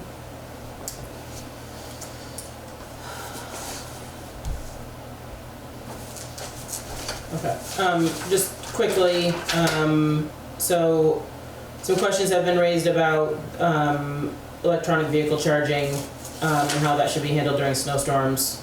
We've received 3 emails about it. The road foreman says that it's the select board's decision whether we allow people to park overnight in the restricted area where, you know, it's hard for them to plow when there's Yeah. cars. We also oftentimes have short-term rentals that park here because they can't make it to their rental because they don't have snow tires. And so they park in the municipal lot. And so it makes it a huge mess. When there's a snowstorm, people have to plow around the vehicles. We do have signs that say no overnight parking, you know, you'll be towed. But we don't have any way to enforce that. But, correct. So It's, is you the know, question, so basically, are you guys allowing people to park here overnight, even though we have signs up that say no? I'd say no, we're not. No, we're not allowing it, No. but Call the we're not judge. gonna stand out there and. Right. But, So if So are the we highway department comes at 4 AM and there's 3 vehicles in this parking lot, are they authorized to call To tow ENS and have them towed? Where they're gonna tow them to. Well, ENS will take them to their lot to their and, lot, you know, yeah. but then, you know, then it's Monday morning, you know, It's I'm not- getting phone calls about, you know, where's my car, why'd you tow it? Oh my God. It's, well, it is posted. It is, absolutely. It's a problem that we see quite a lot, because I Mhm. think there was complaints last year from the Yep. highway Yep. department. Yep. So people leave their car to charge overnight as well as Mhm. if it's snowing and they can't get up the hill. And do we have any sense of whether the ones that are charging overnight are local? They are or- local. Okay. So what if we first put out, you know, give a warning, I have. a reminder, I front have. porch forum? Yep. To the people directly and on Front Porch Farm. Okay. well, How much do we see what the charge problem for is. the charging here, you know? Tow. I'm not really sure. We don't charge? It's free? No, I said tow. No, we do charge. I don't know what the amount is. I think Okay. if you've warned I everybody. will say it's hard to tow somebody if they've lost their car Correct. because the charger is is locked in. That's true. Just so you know. I don't know if the tow companies have a workaround around that, but that's, if you lock your car, you can't unplug the charger. So I think, you know, the two individuals that have asked are both local. And I think if we just say to them, we're not allowing, you know. They've asked if they can leave it overnight. Correct. Because I don't think they want to get towed. Right. Let's just tell them that they can't. Yeah. They need to Okay. be out by, you know, Okay. midnight. All right. Okay. Or whatever, ask Andrew, what's the deadline? What's the deadline? Okay. All right. Does that also go for the East Warren Market charger? Yeah. But I haven't heard, I mean. I don't think there are any signs there. There aren't